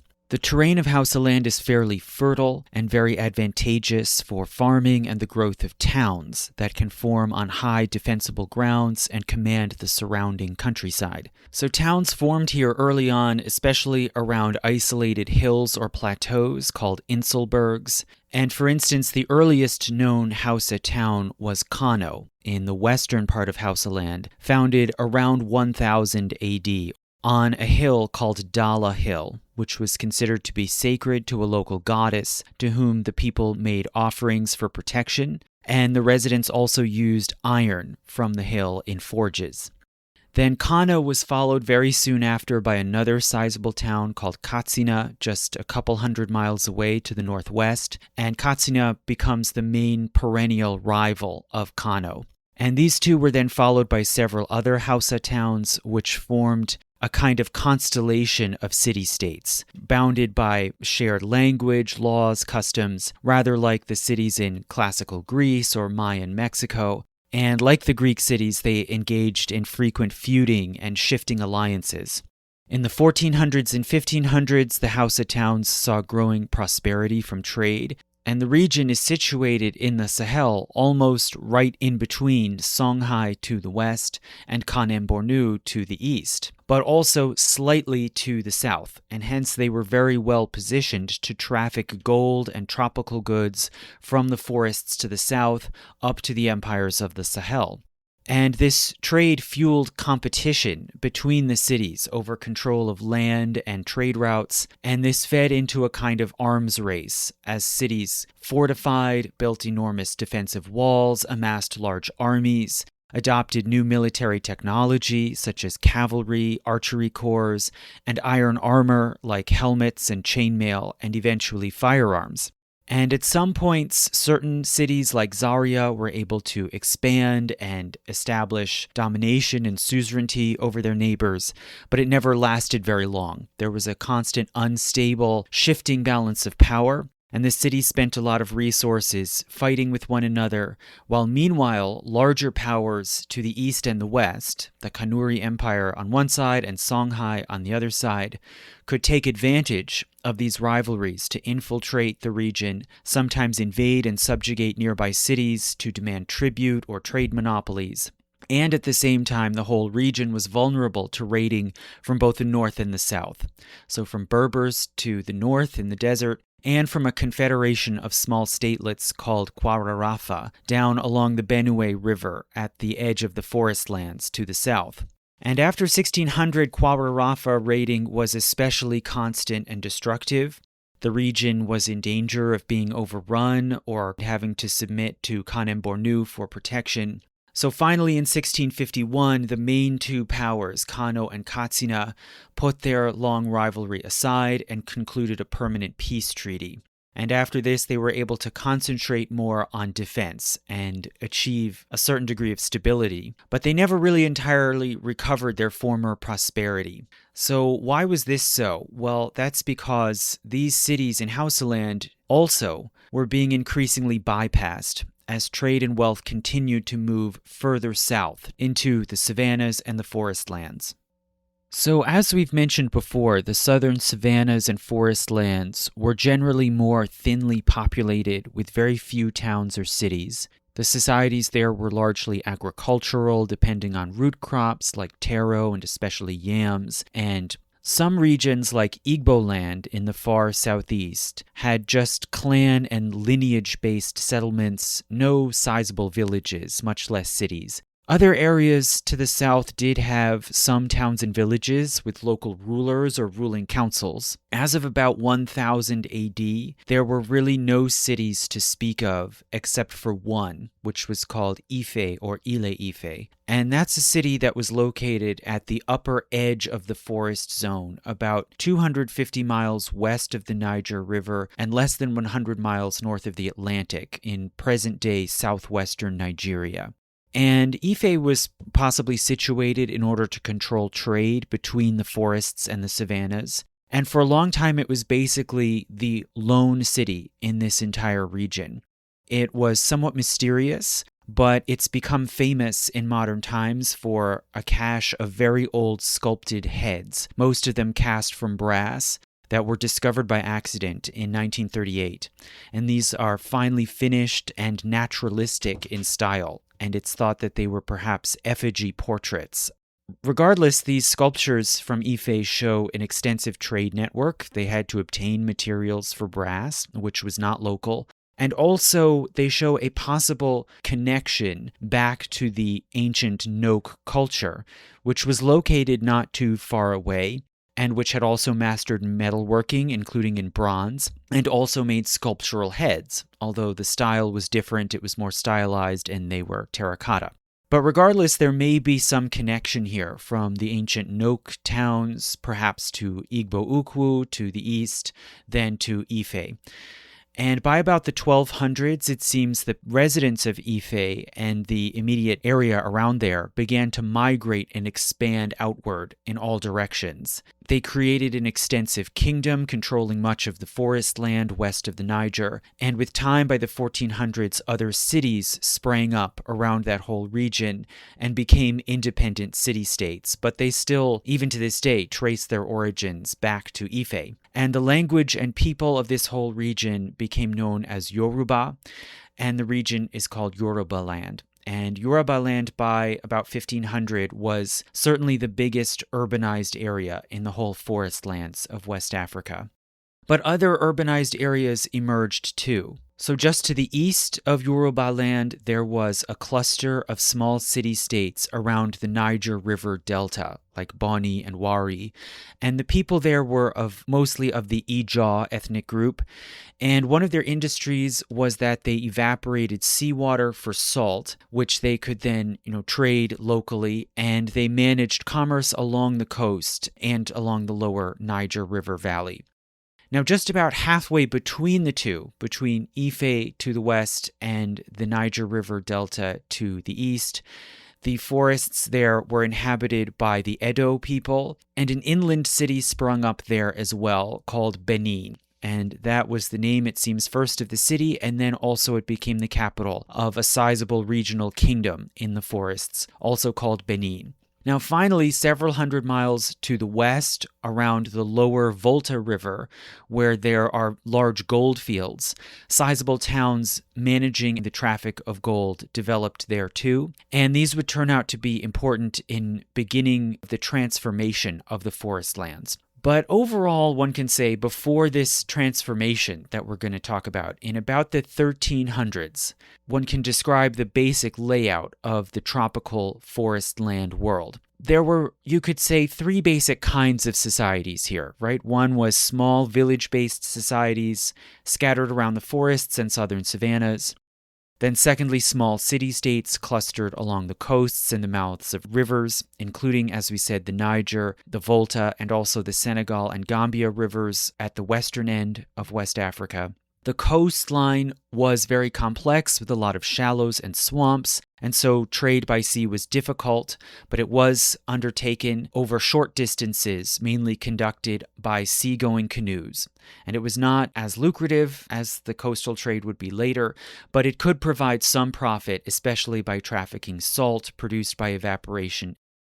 And then thirdly, there were somewhat larger kingdoms that arose just inland, you could say in a sense behind these small coastal cities. The first of these, as we mentioned, would be Benin, and then others would follow, such as Nupe and Oyo, which were kingdoms on either side of the Niger River, just northeast of Ife.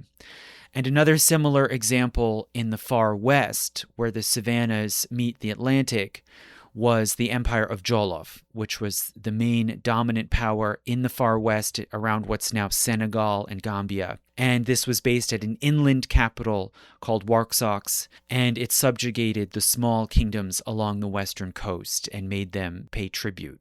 So these more inland kingdoms that we've mentioned, like Benin, Oyo, Jolof, these could benefit from their position. They could control the trade from the coasts inland to the major kingdoms and states of the Sahel, like Mali and then Songhai and Kanem Bornu, and they got the advantage of being able to act as middlemen. They also had more access to the upper forests and savannas, and hence they had more mobility and the ability to move around armies and cavalry. So all of this made it possible for them to control larger areas and dominate regions. So at this time, around the 1300s, you could say there was a delicate balance of power here between the small coastal states and the larger inland kingdoms. And this balance then was dramatically shifted by the expansion of new trade down from the empires of the Sahel into the forest lands. And this great infiltration southward from the big urban kingdoms and empires down into the savannas and the forests, this was started initially by merchant colonizers that set out from the Sahel to the south largely on their own private initiative. So not all merchants in Ghana or Mali or Songhai were entirely satisfied with just managing trade and exchange within those empires.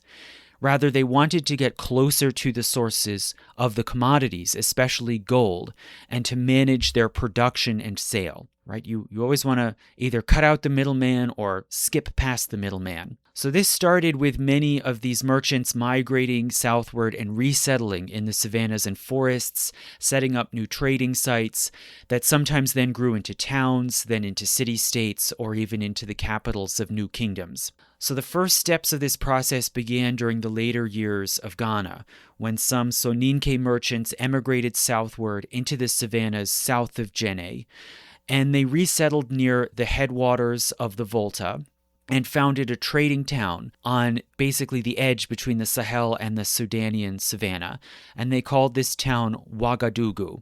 And, you may have heard this, people sometimes in English say Ouagadougou.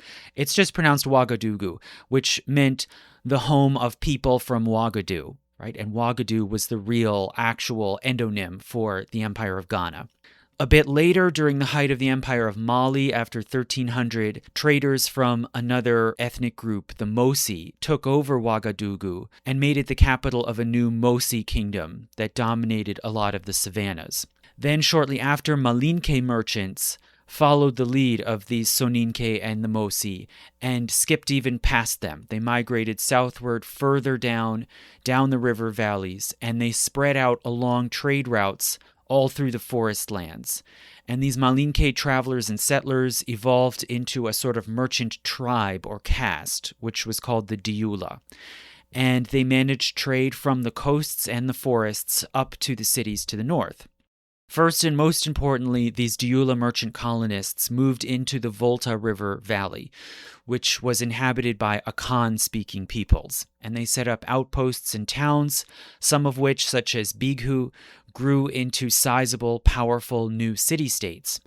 And there they collected gold to trade northward, and they also brought down with them blacksmiths from the north who could produce specialized iron tools to make the gold mining more efficient.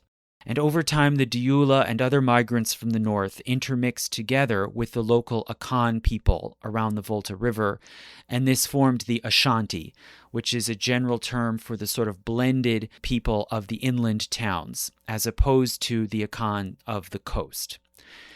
But beyond the Volta Basin more broadly, these new trade links forged by the Diula then strengthened the inland kingdoms and brought them more into the continental and even global trading network.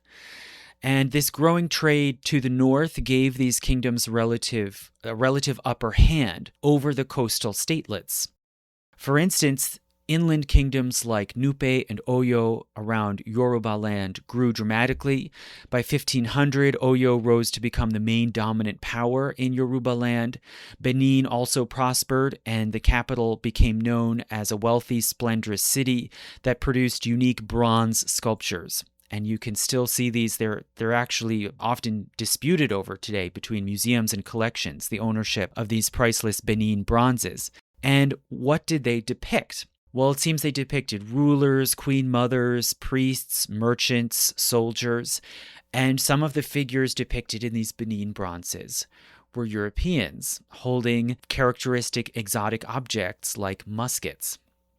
So how did this come about? Well, by the 1500s, states all along the Atlantic coast of West Africa had made contact with Europeans. And this then stimulated a second commercial revolution, again upending this balance of power between the coastal cities and the inland kingdoms. So this started, of course, with the Portuguese, right? The Portuguese were the first Europeans to really master sailing on the open ocean and to then sail down and explore the coast of Africa. In 1434, the Portuguese mariners first rounded Cape Bojador, which had been sort of the boundary of the known world for them, really. And sailing ships began to be seen around the far western coast of Africa. Through the 1440s, Portuguese made landings around the area of the Senegal River to explore, raid, and trade. In 1443, an expedition landed at a small offshore island in present-day Mauritania called Arguin. And in 1445, adventurers seized Arguin and built a trading post, or feitoria. And around the same time, they also went further and set up another trading outpost on the island of Gorée, on a small harbor next to the extreme western tip of Africa in what's present-day Senegal. So over the next several decades, Portuguese made deep inroads into the coastal towns and kingdoms in this whole area that scholars call the Upper Guinea coast, basically this stretch from Senegal and Gambia down to Sierra Leone. And some Portuguese traders settled in these towns, intermarried with local people, had children, and this soon gave rise to a biracial class, who often then acted as intermediaries and managing trade and diplomacy between the local kingdoms and the Portuguese. And these could often be quite powerful. Some people from this biracial caste actually moved inland and resettled in the gold-producing areas like Bambouk and Bouré, but they were soon expelled, right, because the local people saw them as interlopers and gaining too much power. So this shift was limited, how far this sort of political revolution could go on the Upper Guinea coast.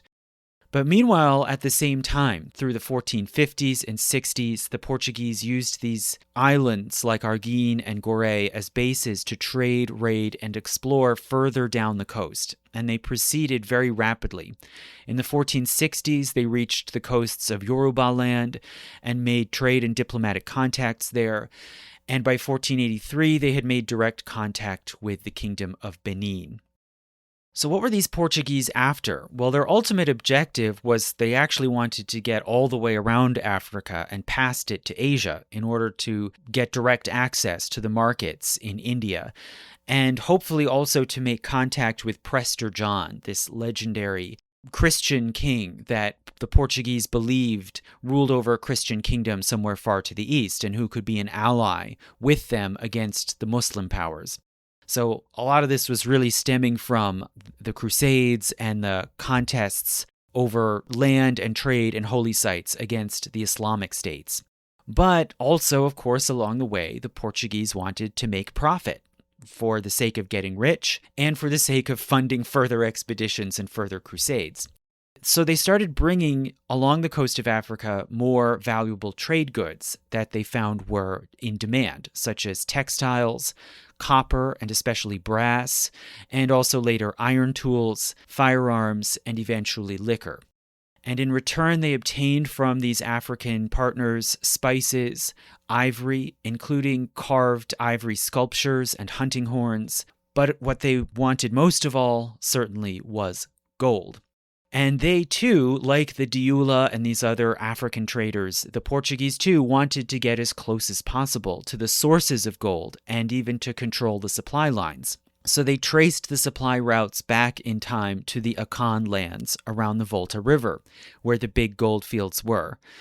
And in 1482, they obtained a piece of high land on the coast just west of the mouth of the Volta, and they established a trading fortress there called Elmina. And this quickly became the biggest and most important European foothold in West Africa, and its main focus, at least early on, was obtaining gold. However, after about 1500, the Portuguese found that they reached a ceiling in how much gold they could obtain through this trade at Elmina and around the Volta. So the mines in the Akan country could only produce so much gold per year, and the main limiting factor, as it turned out, was labor. So in order to increase production, the Akan people, the Akan states, needed more human workers in the mining country. So the Portuguese began taking more of their trade goods farther to the east, to areas like Benin and the Niger Delta, where there were trading houses along the coasts that had captives that they were willing to sell as slaves. And the Portuguese began buying many of these slaves and trafficking them back west to Elmina, and then supplying them to their Akan trading partners in return for gold. And some might see a sort of irony here in that Elmina is most famous as a slave trading fortress and a site where, thousands of people were trafficked out of Africa onto the ocean to the Americas.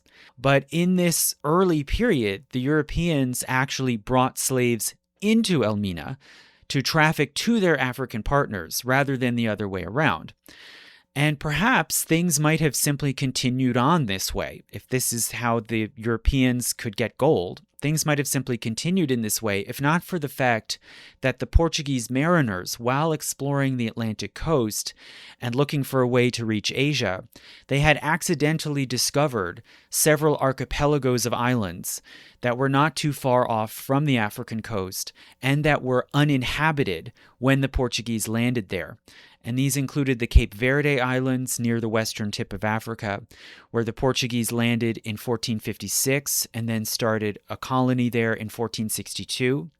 And then São Tomé, which is down near the equator south of Benin.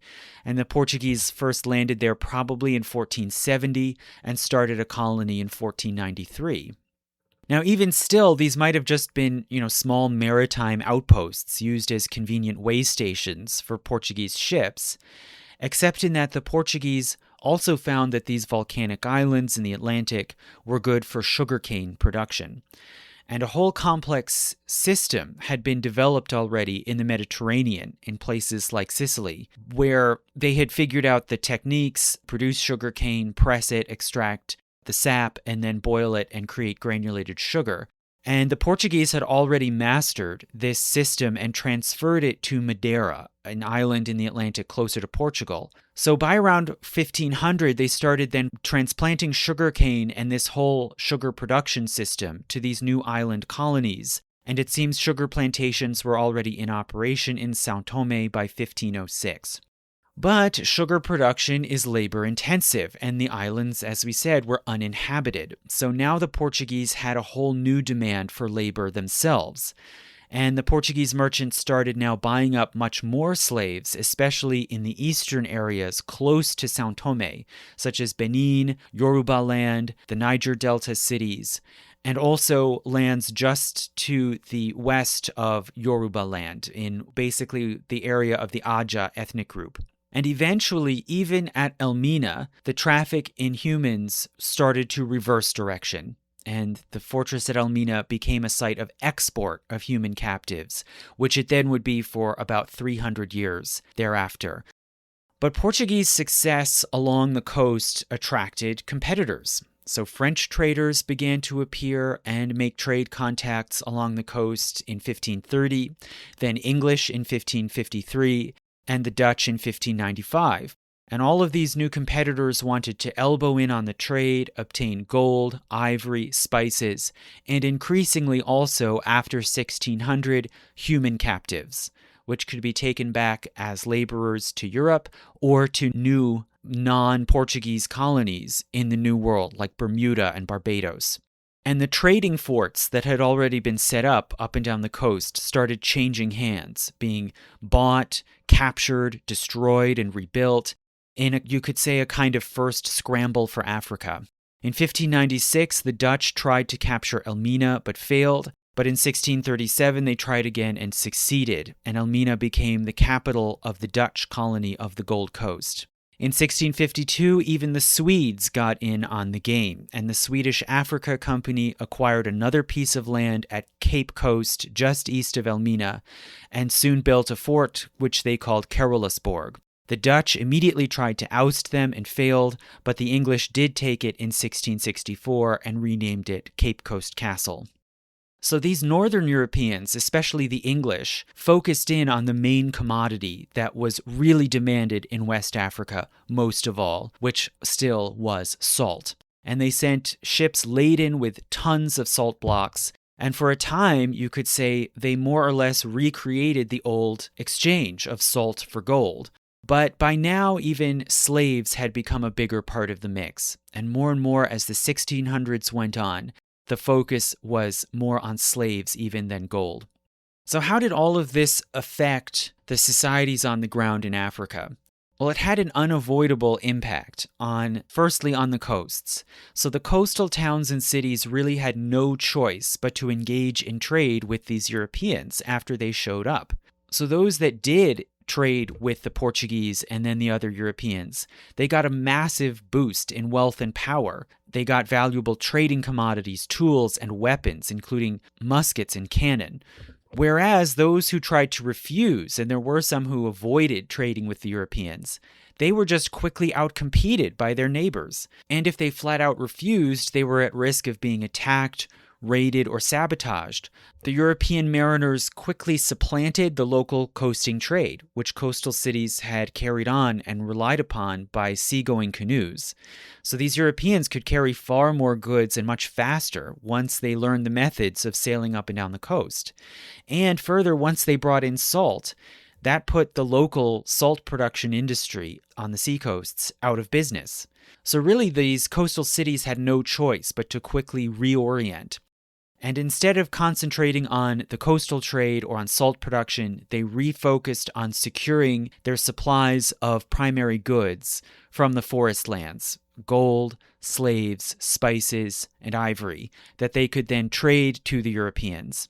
And in order to do this, they extended their power and influence inland, up the coastal rivers, into the forested backcountry in order to secure their supply lines and keep these goods flowing. And eventually this would bring them into conflict with the inland kingdoms. But in this sort of first wave, you could say, in the 1500s and even into the early 1600s, there was a massive shift in the balance of power, where the coastal cities and states gained tremendously in wealth and power as against the inland kingdoms. And the effects of this can be seen spreading down the coast, beginning from Upper Guinea. So if you start even up there in that upper area where the Portuguese first appeared, the small coastal statelets around the Senegal were able to throw off the domination of the Empire of Jollof, stop paying them tribute, and declare independence. Then further down the coast, other small cities and towns boomed and became wealthy trading metropolises. For instance, in the Akan-speaking areas around the Volta, which came to be called the Gold Coast, and also further west around the Bight of Benin. So in that area we mentioned earlier, sort of between the Akan lands and Yoruba land, there are these areas occupied by the Ajayi-speaking people. And this area comes to be called by the Europeans the Slave Coast, very ominously. But to look first at the Gold Coast to the west, the main commercial boom town there was Accra on the southeastern coast of the Akan lands, not far from Elmina and Cape Coast Castle.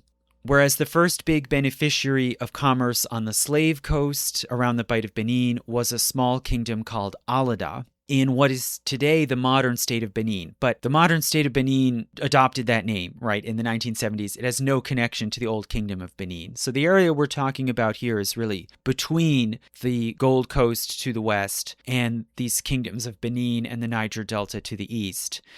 And Alada was right in the middle of this Slave Coast region, and it boomed in the 1600s. In particular, the port town of Ouidah grew into a massive trading city. In the 1650s, Ouidah broke away from Alada and became an independent port city. So now Alada and Ouidah, right next to each other, are competitors, and they take very different tacks. So Alada, for its part, forms a close, friendly relationship with France. In 1670, they send envoys directly to France to try to negotiate an exclusive trade deal, which was France's sort of typical way of doing business, right? They want monopolies. But these negotiations fall through. Alada finds that they can't get favorable enough terms. But they do continue to be focused mainly on trade with France. Whereas Ouidah, which broke away just to the west, becomes an open port. And in the course of just the 1680s, they export about 55,000 captives. So Alada, Ouidah, Accra, and other coastal cities like them, they prosper enormously, but also big problems come in train with this trade. And a widespread crisis begins in the late 1600s. For one thing, Europeans interfere in the affairs of these port cities. They intervene in succession disputes, install puppets. The states become highly corrupt and often unstable. And secondly, these coastal states attract the ire of the inland peoples. So when we talk here about inland peoples, this includes those in other trading towns and cities, sort of one step away from the coast. You can imagine them sort of the next line just behind the coastal cities. And these largely supply the raw materials to the coastal ports. And early on, around 1600, some new states form among these second-string towns and villages. And these new states try to channel and control the traffic from the inland forests to the coastal ports. And these include among them, near the Gold Coast, the Akan state of Akwamu, which is founded by migrants coming down from the interior, and it's situated just above Accra, sort of looking right over their shoulder. And then to the east in the Slave Coast, Dahomey. So this is a new kingdom based inland just above the ports, and it was founded by immigrants from Alada who had lost a dynastic struggle and moved north and broke away and formed another kingdom. So these new inland states like Akwamu and Dahomey, they bitterly resent the power that the coastal cities have as middlemen and their exclusive access to the European merchants. They also fear and resent the instability that these port cities create due to their corruption, dynastic feuding, and petty wars. And most especially, they resent how these wars that the coastal cities instigate lead to the taking of slaves from the inland territories to the coast. So there's plenty here to be upset about, and the resentment builds and eventually leads to conflict. So new inland states attack and conquer most of these coastal port cities. In 1677, Akwamu attacks Accra and sacks and destroys most of the city, and they then conquer the rest of the kingdom by 1680. And Akwamu, after that point, basically controls the gold and slave trade. Then later, after 1700, this whole region of the so-called Gold Coast, it comes to be absorbed and dominated by the confederation of the Ashanti. So those are the peoples we mentioned before further to the north, who are sort of blended Akan, Diula, and others, who have been managing the gold trade and the gold mines. So Ashanti grows and asserts its power and basically takes over mercantile towns down to the south and eventually Akwamu and the whole coast. So ultimately the trade in gold and slaves is carried out with the approval of this large regional state, which has access to and controls the trade routes from the coast deep into the forests and to the gold fields. Then if we look to the east again, to the so-called Slave Coast area, the story here is a bit more complicated, but the outcomes are similar. So inland cities attack and destroy the coastal ports, then larger regional states based further inland then assert their power and become the suzerains over the whole region. And in this case, the process begins from internal discontent with the corruption and dysfunction in the kingdom of Alida. In 1698, the citizens of Alida sent an appeal to the crown of Oyo, this nearby larger, older kingdom that is largely based inland and controls most of Yoruba land. So Oyo had always been very wary and suspicious of the Europeans and tried to avoid becoming dependent on them. And there is a traditional story which says that this came about partly because when the Portuguese were first appearing in this region, Oyo sent a delegation of diplomats and retainers to greet them, and then they never came back. And, maybe if that's true, maybe they were all taken captive and sold into the slave trade. We don't know. But for whatever reason, Oyo, this more inland kingdom, had sort of kept a careful distance from the trade with Europeans. And in 1698, when Alida is fed up with their own government, the petitioners from Alida complain to Oyo about their bad government and ask Oyo to intervene. And this fits with a long tradition, a long pattern that we've mentioned of societies appealing to outside arbiters to settle conflict. So in response, Oyo sent a team of messengers to approach the king of Alida and demand that he put the kingdom in order. But they were all killed. We do know that's what happened to that group. So this is a terrible violation of the laws of diplomacy. Oyo invaded and fought a war against Alida. They could not totally conquer the kingdom completely, but they did annex part of the kingdom, and then they reduced the rest of it to a subordinate vassal state, with Oyo as sort of suzerains and caretakers. Now, with Alida much weakened, Ouidah, their competitor, then benefited even more. And after 1701, Ouidah was clearly the biggest slave trading port in Africa. And it did have a French trading post, but it also was frequented by many merchants from Britain, the Netherlands, Portugal, and even directly from Brazil. Now, meanwhile, there is still Dahomey, this small inland state based just to the north. And Dahomey covets this growing wealth and power, most of all of Ouidah. And they wanted to gain direct access to the coast and to seize control of the slave trade.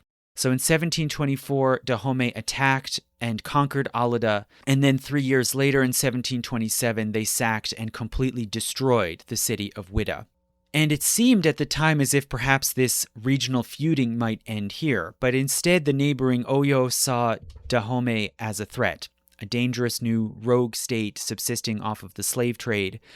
And so Oyo now attacked Dahomey, and after a series of small wars, in 1732, Dahomey agreed to become a tributary state under the suzerainty of Oyo. But the slave trade was not ended. So slave trading continued through the rest of the 1700s all over the West African coast, including at Gorée, Elmina, and other cities and trading posts all the way to the Niger and beyond. But much of this trade was overseen by newly created states like Dahomey that were built largely in order to control this trade and that had access to inland sources of goods and of human captives. So they were, you could say, in a sense, creatures of the trade. Now, this made West Africa different than from Central Africa. Places like the Congo and Angola, further south and east in Africa, which is also a major region where a lot of the human captives came from that were transported to the Americas. So I expect that soon I will record a lecture on Central Africa specifically, and also that installment I mentioned on the discovery of the earliest city site in the world, Çatalhöyük. And I expect those will be on Patreon for patrons only. So if you can help to keep these lectures coming, and if you want to hear those patron-only lectures when they're posted, please follow the link and sign up as a supporter at any level, even if it's just $1. And lastly, since I will be traveling and I don't expect I'll probably be able to post another lecture before the end of November, I would like to finally thank all of my current active patrons who originally signed up in the month of December.